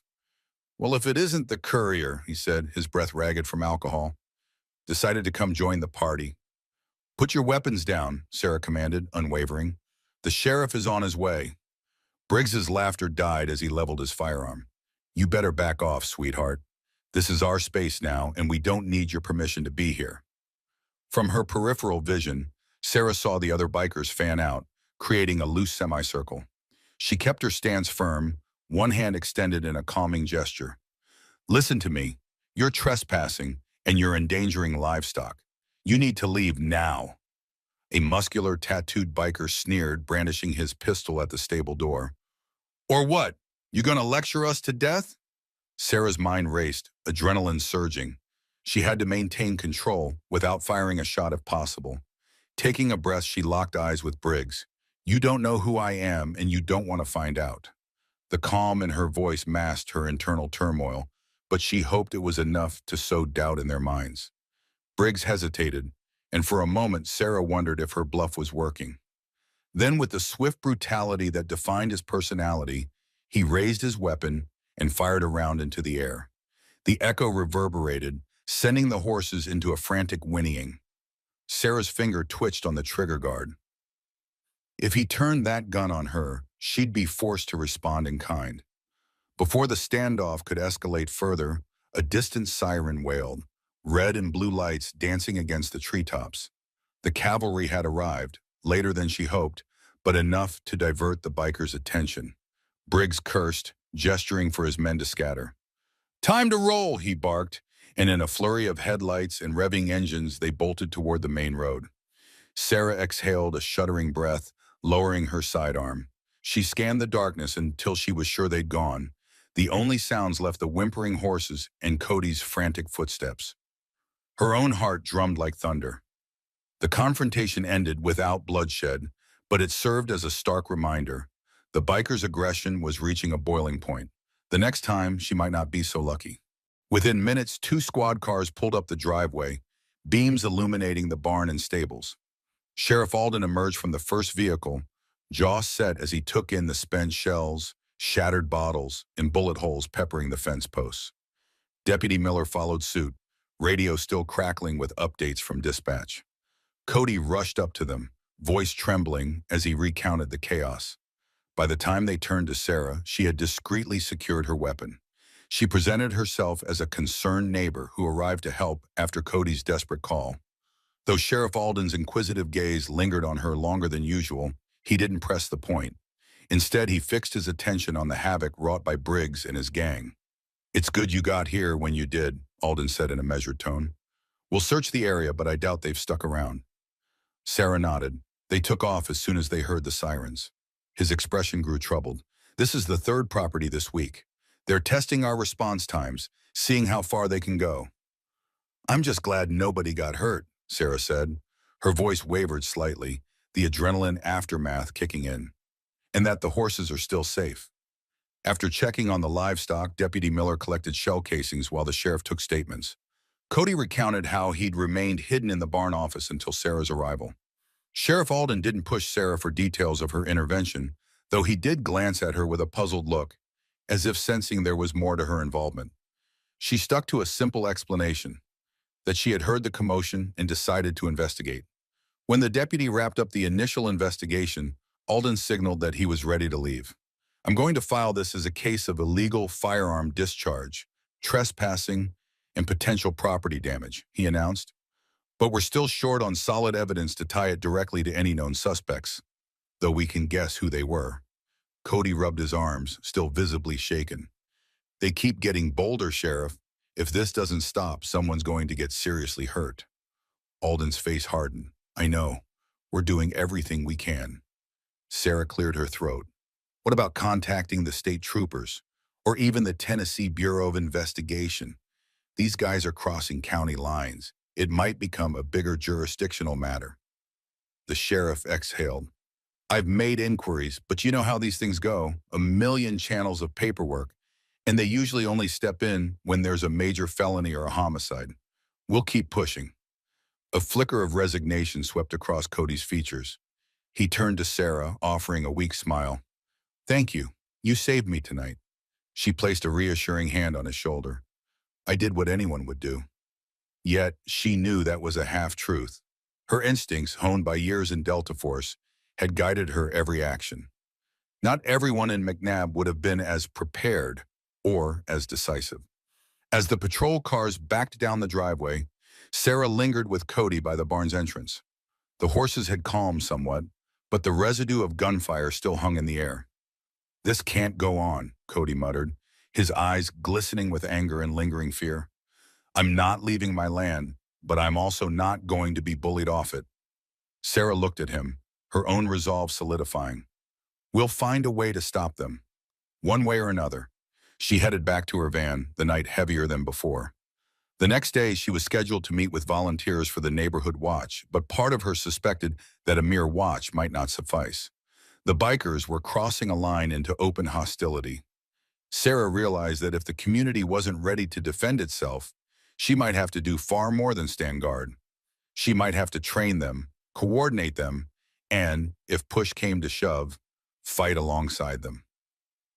The prospect weighed on her soul, but the alternative was watching McNabb fall prey to a lawless reign. The following evening, Sarah drove to a large barn on the outskirts of town owned by Walter, the gray-haired veteran who had spoken up during the VFW discussion. He had offered the space as a meeting point for those interested in a more proactive defense strategy. As she approached, she noticed a few trucks and cars parked discreetly beneath the overhang of trees that lined the gravel driveway. Inside, a group of about 10 people, including several VFW members, waited around a makeshift fire pit. The flickering flames cast dancing shadows across the barn's wooden beams. In addition to Walter, she recognized Frank Dawson from the VFW, Cody Moore, and even Carol Moore from the grocery store. Their presence indicated a shared determination to find real solutions. Walter greeted Sarah with a respectful nod. "Glad you could make it. We've been talking about how to strengthen the watch program and maybe go a step further." Cody shook her hand, his grip still tense from the events of the previous night. "Yeah," he added quietly. "I told them what happened at my place. Figured we needed a plan if those guys show up in force again." Walter gestured for everyone to gather closer around the fire. "We're calling this the Community Defense Group for now," he said. "We're not trying to be vigilantes, but it's clear the normal channels aren't enough. We want to keep an eye on each other and, if necessary, help each other." Heads nodded in agreement. Then Frank cleared his throat. "We were also talking about basic training. Some of us served in the military, but it's been decades. And folks like Carol here, no offense, have never fired a gun in their lives. Not that we want to shoot anybody, but we need to be prepared." Carol flushed. "I never even thought about owning a gun before all this started," she admitted. "But maybe it's time I learned." Sarah was careful to mask her reaction. Training civilians in firearms usage and tactical defense was precisely the sort of thing she was qualified to do. It also put her in a precarious position. Revealing too much about her background, it might invite uncomfortable questions. Yet she couldn't deny that these people needed guidance, and they were looking to her with hopeful eyes. Taking a slow breath, she addressed the group.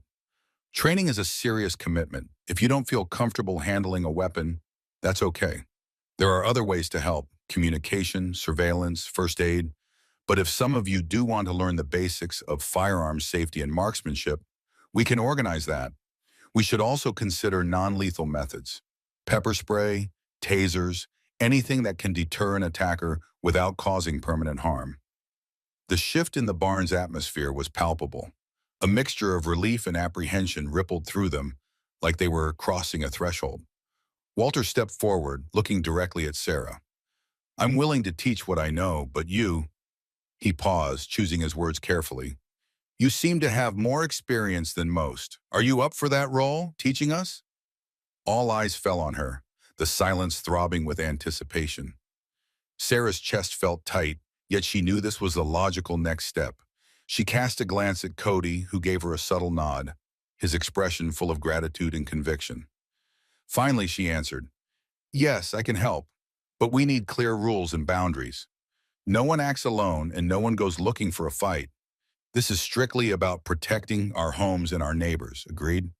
A chorus of yeses, murmured and spoken, rose from the group. The meeting continued well into the night. Details hammered out on how often they would gather for training, what supplies they needed, and how to communicate discreetly without alerting the bikers. As the fire dwindled to embers, Sarah felt both satisfaction and a deep sense of foreboding. They were taking control of their fate, but the cost might be forcing her to resurrect the very part of her life she had come to McNabb to escape. The next week was a blur of clandestine preparations. With the sheriff's tacit blessing, he seemed to sense the community needed to stand firm, even if he couldn't publicly sanction armed citizens. Small private training sessions unfolded on Walter's property. They scheduled them at odd hours to avoid attracting too much attention. Sarah arrived early each day, setting up makeshift targets behind a line of hay bales and carefully going over firearms safety protocols. Those who chose to participate ranged widely in age and background. Carol, true to her word, showed up faithfully. She had a nervous tremor in her hands the first time she gripped a small revolver, but under Sarah's patient tutelage, she gradually steadied. Frank, despite his advanced years, proved he still remembered a thing or two from his time in the Army. Cody took the training more seriously than anyone, fueled by a fierce desire to protect his ranch. A few additional volunteers joined, some opting for non-lethal methods like pepper spray or batons. Sarah made sure everyone understood that this was a last line of defense, not a call to vigilantism. Between sessions, Sarah alternated her usual delivery schedule with strategic reconnaissance. She'd drive through known biker haunts, abandoned lots, back roads, the old gas station, to note any new activity. Occasionally, she'd spot clusters of them, sometimes peering suspiciously at her van. Tension knotted her stomach each time she passed them, but outwardly she remained calm. The more she learned about their routines, the better prepared she could be for whatever came next. One sweltering afternoon, as Sarah and her impromptu trainees practiced behind Walter's barn, an unexpected visitor arrived. A distant engine rumbled, and soon Sheriff Alden's SUV crawled up the dirt drive. The group froze, uncertain of how he'd react to seeing them armed. Sarah motioned for them to unload and set their weapons down, then stepped forward to greet Alden. He emerged from the vehicle, removing his sunglasses to study the scene. The hay bales riddled with bullet holes, the handful of men and women who stood stiffly with firearms. Finally, his gaze landed on Sarah. "Just came to see what all the noise was," he said in a measured voice. "Should have known." Sarah resisted the urge to apologize. "We're being safe about it, Sheriff. No one's looking for trouble, just learning to protect themselves." Alden walked closer, eyeing the targets. "I respect folks wanting to defend their property, but keep in mind, the last thing we need is a shootout in the middle of town." Walter joined them, arms crossed. "We're aware, but if those bikers come busting onto our land again, we're not going to just stand there and watch." Alden sighed, looking older than his years. "I get it. Believe me, I do. My deputies are stretched thin, responding to calls every night. I can't officially condone this," he gestured toward the weapons, "but I'm not here to stop you either. Just exercise caution. And if you see something big coming, let me know." Walter and Sarah exchanged a glance. It wasn't an endorsement, but it was a clear indication that the law, as represented by Alden, had no illusions about the situation. The sheriff tipped his hat, then turned to leave, pausing only to fix Sarah with a turned, meaningful stare. "I don't know your full story, Ms. Jenkins, but I'd wager you're more than just a courier. Try not to start a war." She watched him drive away, his vehicle raising a cloud of dust. The group exhaled collectively, tension draining from their posture. Carol shot Sarah a worried look. "Do you think this will deter the bikers?" Sarah lowered her gaze. "I hope so, but bullies like Briggs don't back down easily. We need to be ready if he decides to push harder." The unspoken truth hung in the hot summer air. If the bikers ramped up their aggression, the community defense group might have to stand their ground in a way none of them had ever experienced. And as Sarah guided them back to their training, she prayed she could shield them from the darkest consequences of that reality. A few days later, a hushed excitement rippled through McNabb as the annual Harvest Festival approached. Traditionally, it was a time of celebration: apple pies, pie-eating contests, square dancing, and a general sense of community pride. This year, though, a certain uneasiness lurked beneath the surface. Some whispered that the bikers would use the festival's large crowd as an opportunity to make a statement. Others quietly hoped the sense of unity might dissuade any trouble. Sarah observed the festival preparations while making her rounds. Banners were strung across Main Street, and local teenagers helped set up wooden booths for homemade crafts and produce.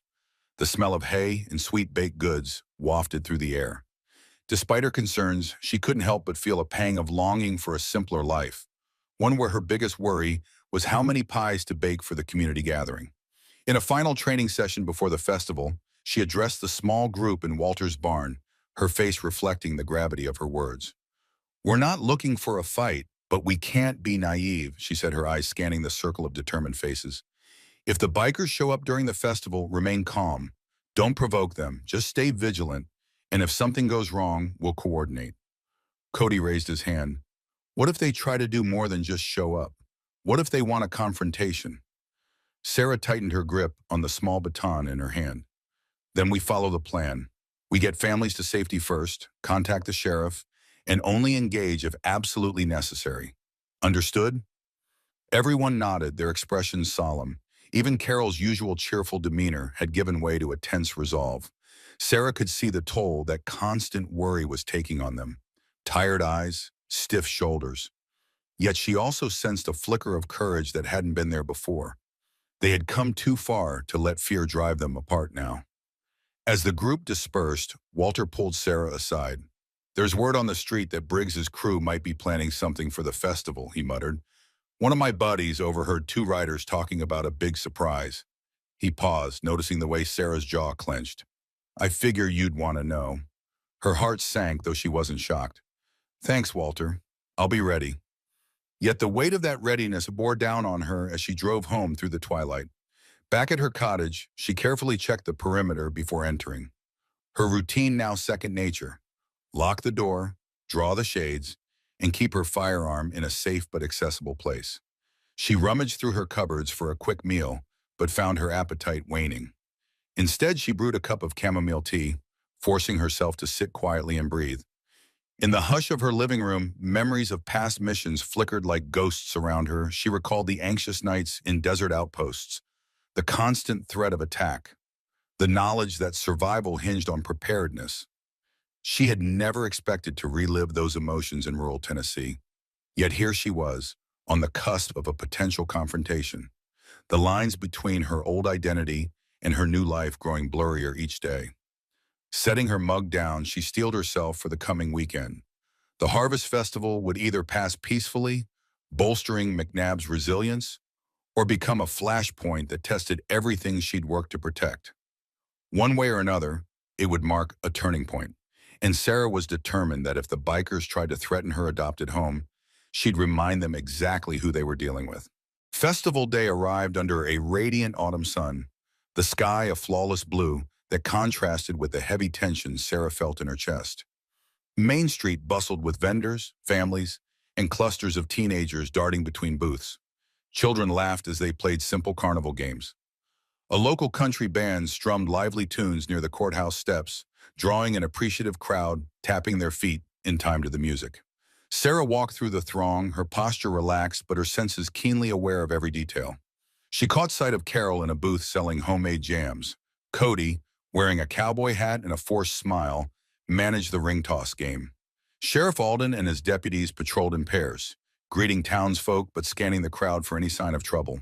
Several of the VFW veterans lounged near a picnic table, casually chatting, though Sarah knew they were prepared to respond in a heartbeat. For the first couple of hours, the festival retained its usual festive air. People sampled fresh apple cider, admired pies in a baking contest, and enjoyed the crisp breeze. Sarah felt a faint glimmer of hope that maybe, just maybe, the bikers would opt to stay away. However, as the midday heat settled, the distant rumble of motorcycle engines shattered that wishful notion. A hush fell over portions of the crowd as a line of motorcycles, 8 or 9, rolled slowly onto Main Street. At their head was Briggs, that distinctive leather vest and cocky bearing, making him impossible to mistake. The riders parked in a blatant display of arrogance, right near the row of vendor stalls. Conversations halted, and even the band's music stumbled as onlookers turned to watch. Briggs dismounted, scanning the faces. When he caught sight of Sarah, he flashed a predatory grin. His voice carried through the hush as he spoke. "Heard there's a party in town. Figured we'd join the fun." Sarah kept her composure, stepping forward with measured calm. Her group discreetly took up positions around the square, though they blended with the crowd. She recalled the plan: keep it public, don't provoke, but be ready to evacuate families if needed. Meanwhile, Sheriff Alden strode over, posture stiff. "We don't want any trouble," he said evenly. "Trouble?" Briggs feigned surprise. "We're just here to enjoy the festival, Sheriff. Last I checked, this is still a free country." The tension was almost tangible. Townspeople edged away from the bikers, some clutching children's hands more tightly. Carol, a few stalls over, held her breath. Cody hovered near the ring toss booth, fists clenched at his sides. Sarah could see the conflict in everyone's eyes, fear intermingled with anger. They were sick of being pushed around, but nobody wanted a violent scene in the heart of Main Street. For a moment, it seemed the bikers might simply meander through, snickering and making off-color jokes. But Briggs's swagger suggested he had an agenda. He sauntered toward a booth selling handcrafted pottery, picking up a delicate ceramic bowl. "Mind if I have this?" he asked, then tossed it in the air as if testing its weight. The vendor, an older woman, looked terrified. "It's for sale," she managed to squeak out. Briggs smirked and set the bowl down with a mocking flourish. "Might come back for it," he said, his tone dripping with menace. "Or might not." From her vantage point, Sarah gauged the biker's body language. Some were edgy, hands shifting near pockets that might conceal weapons. She felt the crowd's collective anxiety rising. One spark, and this could erupt into chaos. She inhaled slowly, forcing her heart to steady. If things went south, she and the sheriff needed to coordinate quickly. Briggs directed a glance at Sarah, as though daring her to intervene. She didn't flinch. Instead, she locked eyes with him, silently communicating that she was there to stand between him and the town. In that charged standoff, the Harvest Festival's joy hung in the balance, teetering on the edge of a blade, and Sarah once again found herself the line of defense in a battle she had never sought, but was all too prepared to fight. The crowd at the Harvest Festival seemed frozen in collective anxiety, torn between the desire to continue celebrating and the paralyzing fear that Briggs and his gang might launch an attack. Sarah could almost see the tension ripple through the air like a silent shockwave. Even the bright autumn sun, so comforting mere minutes ago, seemed to cast harsher shadows across Main Street. Sheriff Alden kept his hand resting near his holster, the deputies glancing at one another with uncertainty. Across the square, members of the makeshift community defense group attempted to blend into the crowd, but Sarah knew their adrenaline had to be skyrocketing. Briggs tossed another glance in her direction, a mocking challenge dancing in his eyes. He radiated confidence, as if daring anyone to tell him he had no right to be there. While some bikers leaned on their motorcycles, scanning the booths, a few wandered deeper among the festival goers. One of them snatched a caramel apple from a young teenager's hand, sneering when the boy backed away in fright. Another flicked a cigarette butt onto a table filled with homemade pastries. It was a performance, a show of force meant to flaunt their power and test the town's limits. Sarah took a measured step forward, carefully positioning herself so that Briggs would have to address her if he intended to stir more chaos. Out of the corner of her eye, she caught sight of Carol edging closer, feigning an innocent interest in a nearby display of quilts. Cody stood about 20 yards away, near the ring-toss booth, his jaw set. Both were ready to spring into action if needed. Sarah's earlier training sessions with them had at least provided a sense of cohesion, a silent agreement that they wouldn't allow themselves to be pushed around without consequence. Sheriff Alden cleared his throat, trying to project calm authority. "Briggs," he said, voice firm, "we've welcomed plenty of visitors to our festival over the years. You're free to walk around, but you and your men need to show respect to these folks. No harassment, no vandalism." Briggs pretended to look wounded. "Harassment? Us? Sheriff, we're just enjoying a beautiful day." Yet his smirk betrayed him. He took a step toward Alden, his gang forming an uneven crescent at his back. "But I don't like being told how to behave in a public space." Sarah could sense the moment teetering on a razor's edge. If Alden escalated, the bikers might respond with violence. If the townspeople showed weakness, Briggs would feel emboldened to push further. She swallowed hard, wishing there was a way to defuse the situation without turning Main Street into a battleground. This was precisely the scenario she'd wanted to avoid, a public standoff that could so easily descend into chaos. A few festival goers began drifting away, ushering children toward the safety of nearby buildings. The band tried to resume playing, but their tentative notes faltered amid the electric hush. Silence reigned as Briggs and Alden stared each other down. At last, Briggs chuckled softly and beckoned for his men to follow him deeper into the festival, as if declaring his right to roam unchecked. Sarah exhaled, noticing that her own muscles were wound tight. This wasn't over. In fact, it might only be the beginning of a larger confrontation. Her mind raced through the plan she'd devised with the defense group. Maintaining a perimeter of watchers, having a chain of communication ready, ensuring that if a trouble ignited, civilians would have a clear escape route. As she subtly gestured for Cody and Carol to spread out, she hoped the bikers would remain content with intimidation instead of violence. But deep down, she suspected Briggs hadn't come just to intimidate. He'd come to make a statement that McNabb was under his control, or so he thought. Briggs and his men sauntered among the booths, each step purposeful, as though they were sizing up the town's spirit. Whenever a vendor avoided eye contact or scurried away, the bikers shared sneers of triumph. The tension was almost visible, like charged particles in the air, and many festival goers began abandoning the festivities altogether. A father hustled his two young daughters to a parked car, tossing anxious glances over his shoulder. An older couple shut down their craft stall, packing up their handmade goods with trembling hands. The heart of the festival was unraveling, fear spreading through the crowd like a contagion. Sarah couldn't stand by and watch McNabb's annual celebration crumble under these bullies. Yet she also knew that a frontal confrontation on Main Street, especially one involving firearms, could spiral out of control and lead to casualties.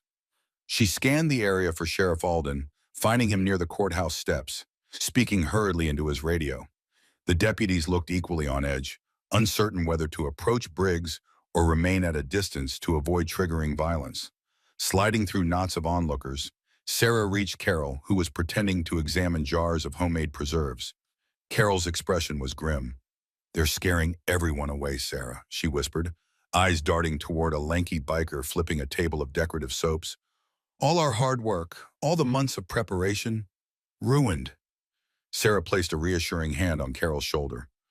"We'll handle this," she promised, though her own confidence wavered. "Just stick to the plan. If they get aggressive, remember your training." Carol nodded, swallowing hard.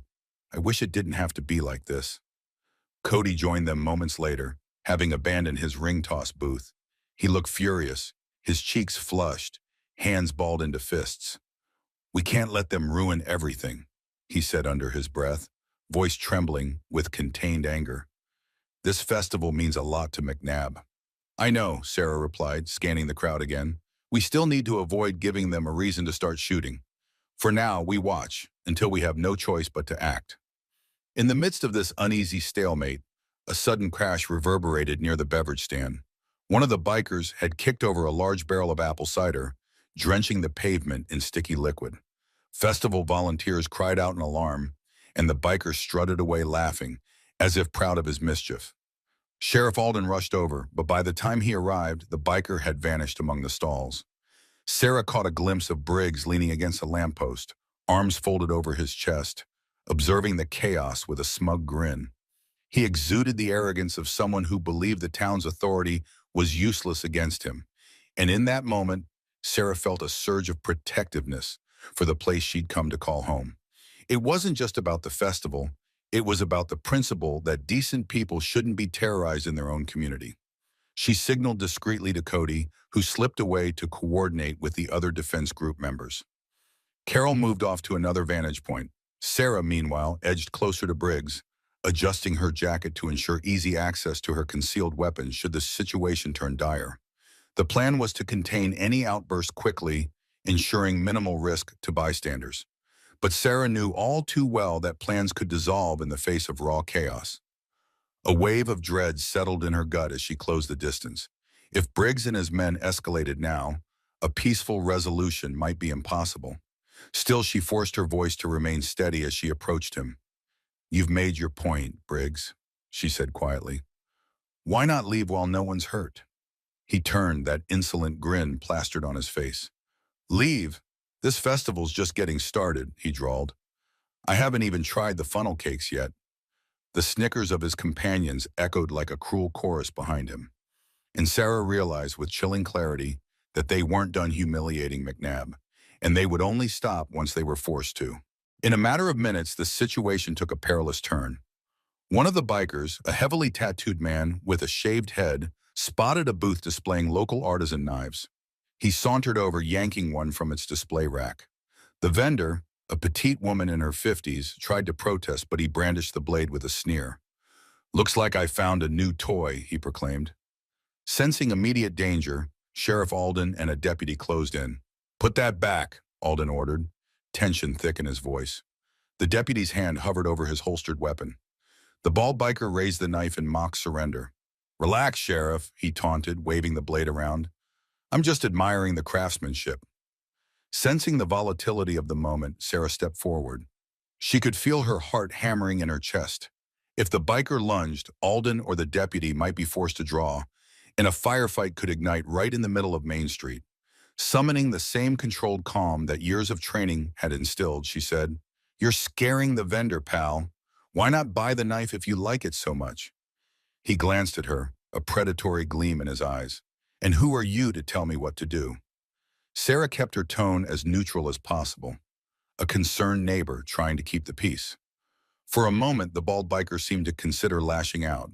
His grip tightened on the knife handle, his muscles tensed. But Briggs, still leaning near a lamppost, made a subtle motion with his hand, an unspoken signal. The bald biker exhaled a breathy laugh, then dropped the knife onto the booth's table. "Fine," he muttered. "I didn't want that cheap thing anyway." Relief washed through the vendor, who collapsed back into her chair. Sheriff Alden exchanged a loaded glance with Sarah, as if to say thanks for stepping in. But there was no time to relax because more trouble was already brewing at the other end of the street. Two bikers had cornered a teen boy who was selling homemade root beer. They shoved his cooler, causing bottles to shatter on the pavement. Carol and Cody rushed forward, determined to prevent further harassment. Yet Sarah couldn't be everywhere at once. She positioned herself near Briggs, hoping that if she kept the ringleader contained, the rest might hesitate. The tension in the air felt like a coiled spring. Every second, the strain ratcheted up, threatening to snap. Briggs seemed to relish the disarray.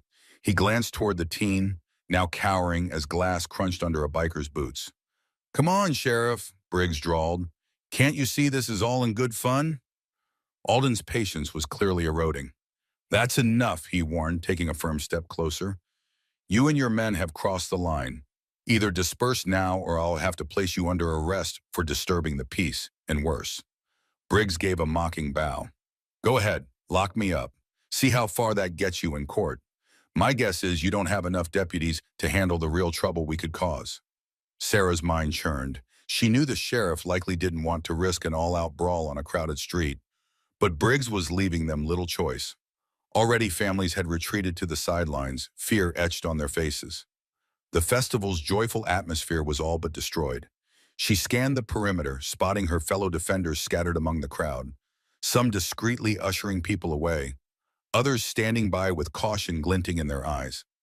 Just then, a stray bottle flew from the direction of the bikers, smashing against a lamppost a few feet from Alden and showering him with shards. The sheriff flinched, his deputy cursing under his breath. It was the final straw. Alden reached for his radio, barking an order for backup, and Sarah realized with a sinking feeling that the fragile line separating intimidation from open conflict was disintegrating at a terrifying pace. Chaos flared like a lit fuse. The moment the bottle shattered, one of Briggs's men lunged at a deputy, cackling as he swung a wild punch. Startled festival-goers scattered, some ducking behind tables while others sprinted for cover. Sheriff Alden shouted commands into his radio, but the crowd's frantic cries drowned out his words.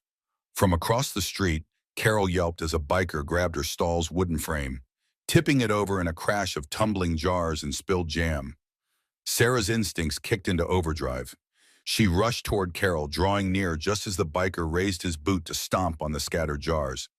The man froze for a split second when he saw Sarah's stance, steady, poised, and the look in her eyes signaled she wasn't backing down. "Hands off!" she barked, ensuring her voice carried authority.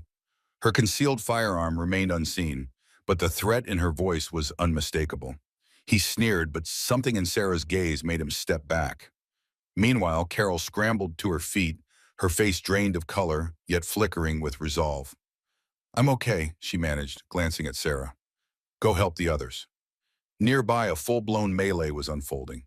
A second biker grappled with a deputy, forcing the lawman against a fruit stand.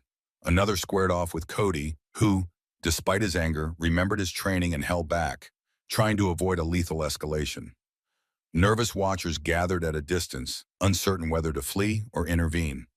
Briggs, for his part, merely observed from the center of the street, arms folded, as if delighted by the mayhem his men had unleashed. Sheriff Alden confronted him head-on. "Call them off," he demanded, struggling to be heard over the tumult.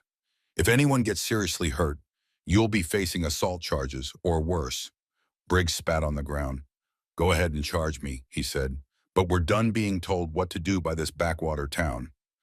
McNabb belongs to us now." Lightning quick, Sarah pivoted her attention from Carol's area to Briggs and Alden, zeroing in on the confrontation. She realized if Briggs was taken into custody, the rest of the gang might scatter. But it was also possible they'd go berserk, turning Main Street into a war zone. Already she saw a biker rummaging beneath his jacket. Her training told her he was about to produce a weapon. Without hesitation, Sarah darted forward, grabbing his arm just as he drew a small handgun. Wrestling for control, she twisted his wrist in a practiced joint lock. The weapon clattered to the asphalt. Snarling, he tried to elbow her in the ribs, but she sidestepped, using his momentum to slam him onto the hood of a nearby car. A stunned hush momentarily fell over the crowd around them as the biker's breath whooshed out in a harsh groan. Seizing the brief lull, Sarah kicked the gun away and pressed her knee against his back, pinning him.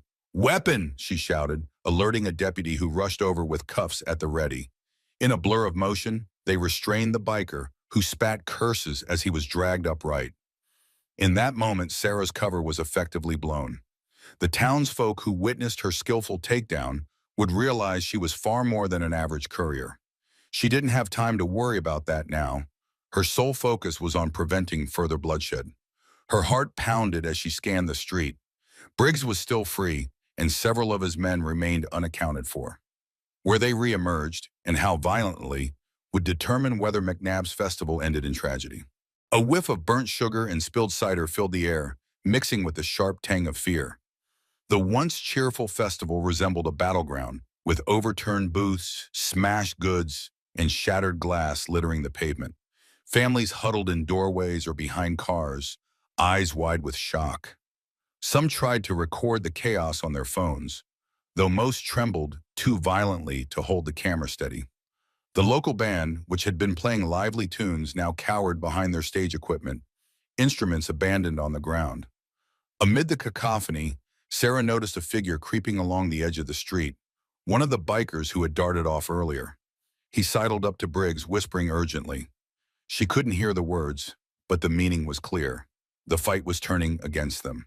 The deputy had subdued one aggressor, and though the rest of the bikers remained dangerous, they hadn't completely overwhelmed the defenders. Sheriff Alden, flanked by another deputy and a few brave festival goers, was beginning to assert control. Each second that passed made it less likely the gang could claim a decisive, fearsome victory. Briggs let out a derisive snort. "Pathetic," he muttered, loud enough for Sarah to hear. "I guess we'll have to give these people a demonstration they won't forget." Then he jerked his head at his accomplice, who fished out a crowbar from under his leather jacket. The man brandished it menacingly, scanning for a target that would maximize shock value. Drawing a deep breath, Sarah positioned herself between Briggs and the cluster of frightened festival goers behind her. If they intended to demonstrate anything, it wouldn't be done unopposed. She caught a glimpse of Carol guiding an elderly couple to safety. Cody was tending to a dazed deputy near the fruit stand. The rest of the community defense group, dispersed throughout the area, did their best to maintain order. In the swirling panic, lines of communication became jumbled, but Sarah trusted that each volunteer would follow their training. Contain, protect, call for backup, and avoid lethal force unless absolutely necessary. Tires screeched in the distance as reinforcements arrived. 2 more squad cars, their lights flashing like beacons in the gloom of tension and fear. A wave of relief swept through Sarah. The cavalry was here at last. Briggs cursed under his breath, clearly realizing that time was no longer on his side. A wilder fury gleamed in his eyes, as though he'd rather destroy everything than back down. He lunged forward suddenly, tackling Sheriff Alden with a surprising burst of speed. The sheriff hit the ground with a grunt, his hat flying off. In the split second before a deputy could intervene, Briggs clamped a forearm around Alden's throat, aiming to keep him pinned. Other bikers, emboldened, rushed to block the deputies from rescuing their boss. Out of the corner of her vision, Sarah saw a biker raising a heavy plank as if about to bring it crashing down on a pinned festival goer. Sarah's pulse slammed through her veins. She had to act, but she also had to do so without turning Main Street into a shooting gallery. Sprinting forward, she zeroed in on the plank-wielding biker first. With every ounce of speed, she hooked his arm before he could swing, twisting his wrist to force him to drop the makeshift weapon. He roared in pain, stumbling sideways as the plank clattered to the ground. A volunteer seized the opportunity to drag the endangered festival-goer clear. Meanwhile, Briggs tightened his chokehold on Sheriff Alden. The sheriff gasped, face turning red from lack of oxygen. Two deputies struggled against a wall of bikers blocking them from their leader. Sarah realized she was the only one close enough to help, but she had her own attacker to neutralize. The plank-wielding biker broke free of her grip, whipping around to face her with a snarl. She ducked a wild swing, then responded with a swift elbow strike to his midsection. He doubled over, hacking for breath. The entire scene was a storm of desperation. Children screamed, sirens wailed, and the tension felt thick enough to taste. Sarah's gaze locked onto Briggs and Alden again. If the sheriff lost consciousness, the morale of the deputies could crumble, opening the door for a far greater tragedy. Gritting her teeth, Sarah tore away from the fight she was in, determined to reach Briggs and break his hold. But crossing that expanse of chaos was no small feat, her every step dogged by the risk of being blindsided. Still, she knew there was no choice. McNabb's survival might hinge on her next move. Darting around an overturned booth, Sarah kept low to avoid the flailing limbs of panicked festival-goers. Her heart pounded in her ears, adrenaline fueling every motion. She leaped over scattered produce and weaved between toppled decorations, eyes locked on Briggs. In those few seconds, her training resurfaced with startling clarity. Countless drills taught her how to stay focused under chaotic conditions. She tuned out the anguished cries and the thunder of her own pulse, honing in on the single objective: free Sheriff Alden before Briggs choked the life out of him. As she sprinted closer, a flash of movement to her left forced her to skid to a stop. One of Briggs's henchmen, sporting a leather vest emblazoned with that wolf skull logo, lunged at her with a switchblade. His face twisted in a snarl, eyes bloodshot. He slashed wildly, aiming for her midsection. Sarah jerked back, nearly losing her balance on the slick pavement. Another frantic slash came at her from an awkward angle. She had no time to spare. Parrying the next thrust with her forearm, she delivered a precise knee to his side, capitalizing on his unsteady stance. A strangled wheeze escaped him as he staggered, the blade quivering in his grasp. Sarah disarmed him with a swift twist, sending the switchblade clattering to the ground. Before he could recover, she grabbed him by the collar and slammed him against a toppled table, leaving him gasping in pain.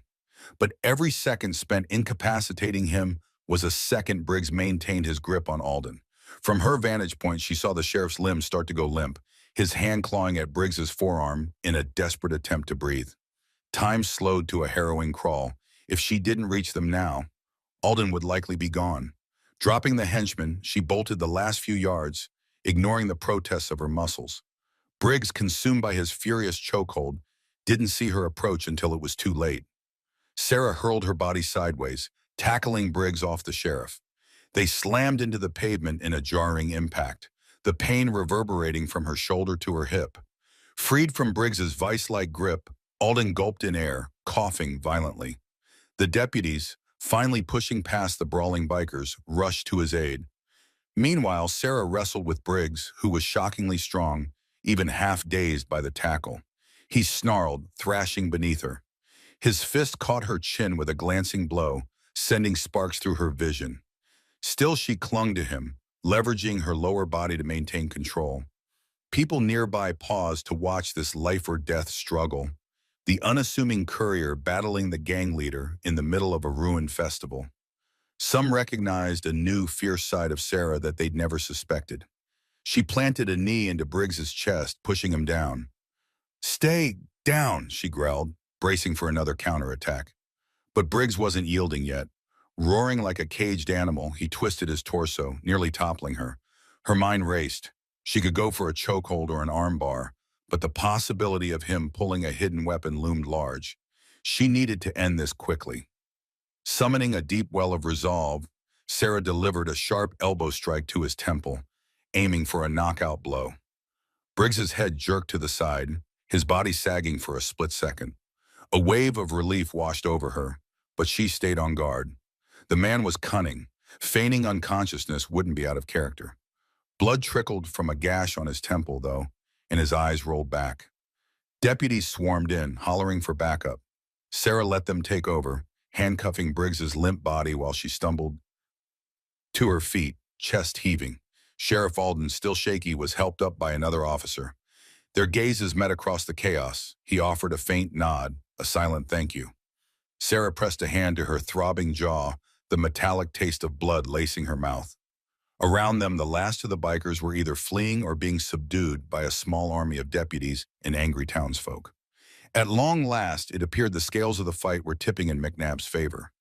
But the cost, in shattered tranquility and battered spirits, would linger well beyond the day. As the din of the battle subsided, an eerie quiet settled over Main Street. The bikers who hadn't been arrested fled on their motorcycles, engines howling as they tore out of town with the sheriff's sirens wailing in pursuit. Deputies and a few volunteers scrambled to apprehend any stragglers, pinning them down against police cruisers. Briggs lay on the pavement, now regaining consciousness under the firm grip of two lawmen. Blood dripped from his temple, and he glowered at Sarah with a murderous glare, though he was too dazed to do more than mumble threats. Sheriff Alden coughed, pressing a hand to his bruised throat, but he refused medical attention until the last of the bikers were accounted for. He turned to Sarah, voice hoarse. "I owe you one. You saved my life." Sarah forced a weary smile, wiping sweat from her brow. "I'm just glad you're okay, and that this ended before someone got killed." Gradually, the townspeople began emerging from their hiding spots, faces pale and eyes wide. Some stepped on over toppled booths, trying to salvage what they could of their festival displays. Others gawked at Briggs and the handcuffed bikers as if they were waking from a bad dream. A handful of bold souls, Cody, Carol, and a few VFW members, moved through the crowd, checking for injuries and offering comfort where they could.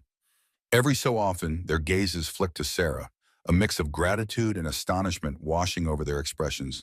Children clung to their parents, and older couples leaned on one another for support. Whispers circulated like the hush after a storm. Who is she? How did she fight like that? Sarah felt the weight of those questions pressing in, but she pushed them aside for the moment. More urgent matters called her attention. People needed first aid, property needed securing, and the entire community was in shock. An ambulance arrived, paramedics jumping out to treat bruises, scrapes, and a few broken bones. Sheriff Alden grimaced as they insisted on examining his throat, but eventually allowed them to do so, mindful of potential swelling. Over by the half-collapsed ring toss booth, Carol helped a paramedic bandage a vendor's cut arm. Cody cradled a young man's head, speaking soothing words until additional medical help arrived. The festival was effectively over, replaced by the aftermath of violence. Sarah noticed movement by the partially destroyed stage. One of the bikers who had fled earlier reappeared, this time without the swagger, his vest torn and face streaked with dirt. He raised his hands high in surrender, approaching a deputy with halting steps. A wave of relief coursed through Sarah at the sight that this final straggler was giving up. The deputy barked instructions, swiftly cuffing the man and escorting him to a squad car. Amid the swirling aftermath, Sarah felt a tug on her sleeve. She turned to see a teenager, the same boy whose cooler of root beer had been smashed. Tears clung to his eyelashes. "Thank you," he said, voice trembling. You helped us. You stopped them." A lump rose in Sarah's throat. She placed a hand gently on the boy's shoulder. "Hey, it wasn't just me. Everyone stood up. You were brave too, hanging in there." The teen nodded, eyes flicking to the battered scene around them. With Briggs incapacitated and a fair number of his gang arrested or on the run, the immediate threat had passed. Yet Sarah knew this was hardly a neat and tidy ending. The scars, emotional, physical, and structural, would mark McNabb for a long time. The question of who she really was would also linger in the minds of her neighbors, who just witnessed her fight with a lethal grace that belied her supposed identity as a mere courier. Sooner or later, she'd have to address the truth she'd been running from. But for now, she was content to ensure the wounded were cared for, the criminals apprehended, and the town safe at last. In the hours that followed, Main Street transformed into a scene of organized chaos. Deputies cordoned off areas to collect evidence, discarded weapons, bullet casings, broken bottles, while paramedics treated the injured in makeshift triage stations. Local news vans arrived, their reporters clamoring for interviews with the sheriff and eyewitness accounts from festival goers. Many residents chose to stay silent, still reeling from the shock. Others gave hurried statements, some praising the mysterious delivery driver who had tackled the gang's leader. Carol and Cody lingered near Sarah, helping her distribute bottled water to those who needed it. Sheriff Alden was busy briefing the press, his voice still raspy from Briggs's chokehold. Nearby, a battered but upright deputy signaled Sarah over. "The sheriff wants a word," he said, nodding toward Alden. Exchanging a look with Carol and Cody, who both offered encouraging nods, Sarah approached Alden. The sheriff finished speaking with a reporter, then turned to her, exhaustion etched into the lines of his face. "Miss Jenkins," he began, choosing his words with care, "I owe you more than a simple thanks. You likely saved lives today, but we both know there's more to you than meets the eye." Sarah tensed, resisting the urge to deny it. Alden gestured for her to step away from the cameras, leading her behind a damaged booth where their conversation could be private. "Your fighting style, your tactics, it's clear you have had professional training. I don't mean a weekend self-defense class either." She hesitated, scanning his expression. There was no hostility, only curiosity and a hint of respect. Sighing, she reached for the partial truth she was prepared to reveal. "I served in the Army, certain specialized units, retired now." Her voice was quiet but firm. Alden nodded as if he'd suspected as much. "I won't pry into details. That's your business. But I hope you realize that folks around here will have questions. The way you took on Briggs and his men wasn't exactly ordinary." Sarah swallowed hard. "I understand. Look, I never wanted to bring trouble here. This was supposed to be my refuge, but with the bikers causing havoc, I couldn't just stand by." Alden considered her words, then gently laid a hand on her shoulder. "None of us blame you for that. In fact, we're glad you were here, but be prepared for people to treat you differently now. Some might be grateful, others might be wary.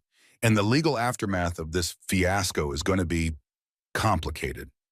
She nodded, her gaze drifting to the battered remains of festival booths, to the townspeople gingerly picking up what was left of their celebration.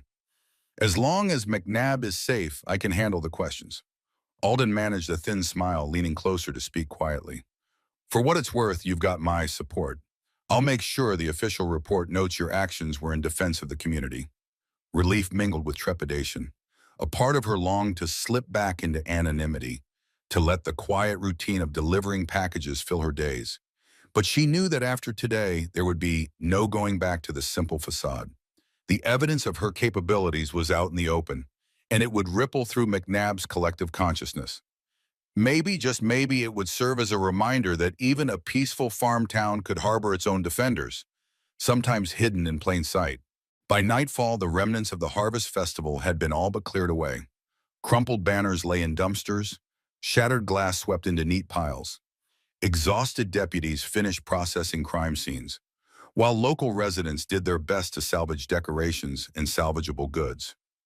A subdued hush blanketed Main Street, illuminated by only a few flickering lampposts. Where laughter and music had filled the air that morning, now there was only the soft murmur of quiet conversation and the occasional sob from someone still shaken by the day's events. Sarah helped Cody and Carol dismantle what was left of their booths, the three of them working mostly in silence. Every so often, Cody would grimace as he lifted a heavy piece of wood, a bruise forming on his forearm where he'd been hit by a biker. Carol's eyes were red, though whether from tears or exhaustion, Sarah couldn't tell. For her part, Sarah's entire body ached. Her jaw still throbbed from where Briggs had landed a punch, and her knuckles were scraped from grappling with his henchman. Yet the pain was almost welcome. It grounded her in the reality that this day, however grim, had a purpose. They stacked the broken bits of the ring-toss booth along the sidewalk for disposal. Carol finally broke the silence, her voice trembling. I can't believe it all happened so fast. One minute we were selling jams, the next—" Sarah placed a hand on Carol's shoulder. I'm sorry, she said softly, for the festival and for everything else. Cody heaved a sigh, wiping sweat from his brow. Don't apologize. If it weren't for you, who knows how far they would have gone. They might have killed Alden or attacked more people. Carol nodded emphatically, her eyes brimming with gratitude as they flicked to Sarah. We had no idea you could do all that. It's like you're a completely different person. A heavy pause followed. Sarah glanced down at the chipped pavement, then forced herself to meet their gazes. I served in the military, she admitted. I was part of a special operations unit. I won't get into the details, but it's where I learned to handle situations like today. That's in my past, though. I moved here to get away from it. Cody's brow furrowed. You don't owe us an explanation. But I'm glad you were here, whether by chance or fate. Carol took Sarah's hand, squeezing it gently. This town is your home too now, and we'll stand by you. Emotion welled in Sarah's chest, and she struggled to maintain composure. She had feared this moment, the unveiling of her hidden identity, believing it would set her apart or breed suspicion. Instead, she found acceptance and warmth in Carol's tearful eyes, in Cody's steady resolve. The sense of belonging she'd quietly yearned for was now extended without hesitation, despite the turmoil of the day. Their conversation was interrupted by the hum of an approaching vehicle. A deputy driving a police SUV pulled up beside them. Rolling down the window, he said, Sheriff Alden wants everyone at the station for statements, especially you, Ms. Jenkins. Standard procedure. Cody gave Sarah a supportive nod. We'll drive you over. Sarah took a breath, remembering the chaos of the last few hours. Shattered booths, bruised bodies, the flash of weapons. This would be a long night of reports and questions, but at least the danger had subsided. As she climbed into the truck's passenger seat, she gazed out at Main Street, dimly lit and unnervingly quiet. Tomorrow the sun would rise on a different McNabb, one that had faced darkness and with unity fought it off. And Sarah, the unassuming courier, was now part of that story in a way she had never expected or sought. In the days that followed, McNabb slowly began its journey toward healing. Local newspapers ran front-page stories detailing the biker gang's defeat, complete with dramatic photos of overturned festival booths and a captured Briggs sporting a bruised jaw. While the community reeled from the shock, they also rallied around each other in a show of solidarity. Volunteers repaired damaged storefronts, carpenters rebuilt shattered stalls, and church groups organized donations for festival vendors who'd lost inventory. Sheriff Alden, once criticized for his department's limited response capability, received an outpouring of support and admiration. Deputies who had braved the mayhem became local heroes. And though the investigation into the biker gang's activities continued, revealing ties to extortion rackets and illegal contraband, residents took comfort in knowing the worst had been averted. Throughout this process, Sarah found herself both revered and questioned. Strangers stopped her at the post office to shake her hand, offering thanks that bordered on awe. Yet there were also persistent inquiries from curious neighbors or media outlets wanting to know the full story of the combat courier. She answered politely but guardedly, unwilling to disclose the deeper details of her Delta Force background. If pressed, she'd admit she had military experience, but always steered the conversation back to McNabb's courageous stand as a community. Cody's Ranch became a hub for the newly minted Community Defense Group. Though the immediate crisis had passed, they continued to meet, focusing on neighborhood watches and disaster preparedness rather than covert training. Carol used her position at Moore's Groceries to organize fundraisers, channeling donations into repairing festival losses. Frank Dawson and the other veterans remained active, offering basic self-defense classes for any citizen who wanted to learn. As for Sarah, she slipped back into her courier routine, albeit with a new sense of belonging and purpose. Each day, she drove the back roads of McNabb, delivering packages not as an unknown outsider, but as a respected friend. Everywhere she went, people waved her down, not just to greet her, but to share updates about the town's rebuilding efforts, to thank her again, or to invite her for coffee and conversation. The scars from the festival attack wouldn't vanish overnight, but life carried on, softened by the knowledge that good people stood ready to protect one another. One late afternoon, as she finished her final delivery, Sarah stopped by Mr. Dawson's farm. The silver-haired veteran greeted her warmly. "Heard all about your heroics at the festival," he said with a knowing look. "Guess you couldn't hide your skill set forever, huh?" Sarah shrugged, a rueful smile tugging at her lips. "I didn't want that kind of attention, but I couldn't let them tear this town apart." He patted her on the shoulder. "You did right by us. We may not say it enough, but we're proud to have you here." Driving away, Sarah let the golden rays of the setting sun wash over her. In the quiet hum of the engine and the soft rustle of farmland, she felt a calm she hadn't known in years. She wasn't merely passing through McNabb. She was part of it now, bound by a shared experience of both terror and triumph. The journey to rebuild might be long, the questions about her past might linger, but for the first time since leaving the army, she felt an unshakable sense of home. And if any new threat dared cast a shadow over McNabb, they would learn the hard way. Beneath the surface of this peaceful town, in the quiet determination of one ordinary delivery driver, lay a spirit not to be underestimated. The farmland, the people, and the unity forged by adversity would stand as a testament to their resilience. And Sarah, finally at peace with her dual identity, would be ready to defend it, come what may. As we wrap up our epic journey through McNabb, Tennessee, we see how a quiet courier, secretly a former Delta Force fighter, unites a town against fear. From dangerous showdowns in dusty barns to a dramatic final clash at the Harvest Festival, Sarah's determination and hidden skills remind us that courage can appear where we least expect it. This story highlights the power of community, resilience, and standing up for what's right. On a personal note, I find Sarah's resilience deeply inspiring. She managed to embrace her past, protect her friends, and find a true sense of home among those who accepted her for who she is. I hope you enjoyed following this thrilling tale as much as I did. If you have any thoughts or questions, please comment below. We'd love to hear your opinions. And remember to subscribe for more exciting stories.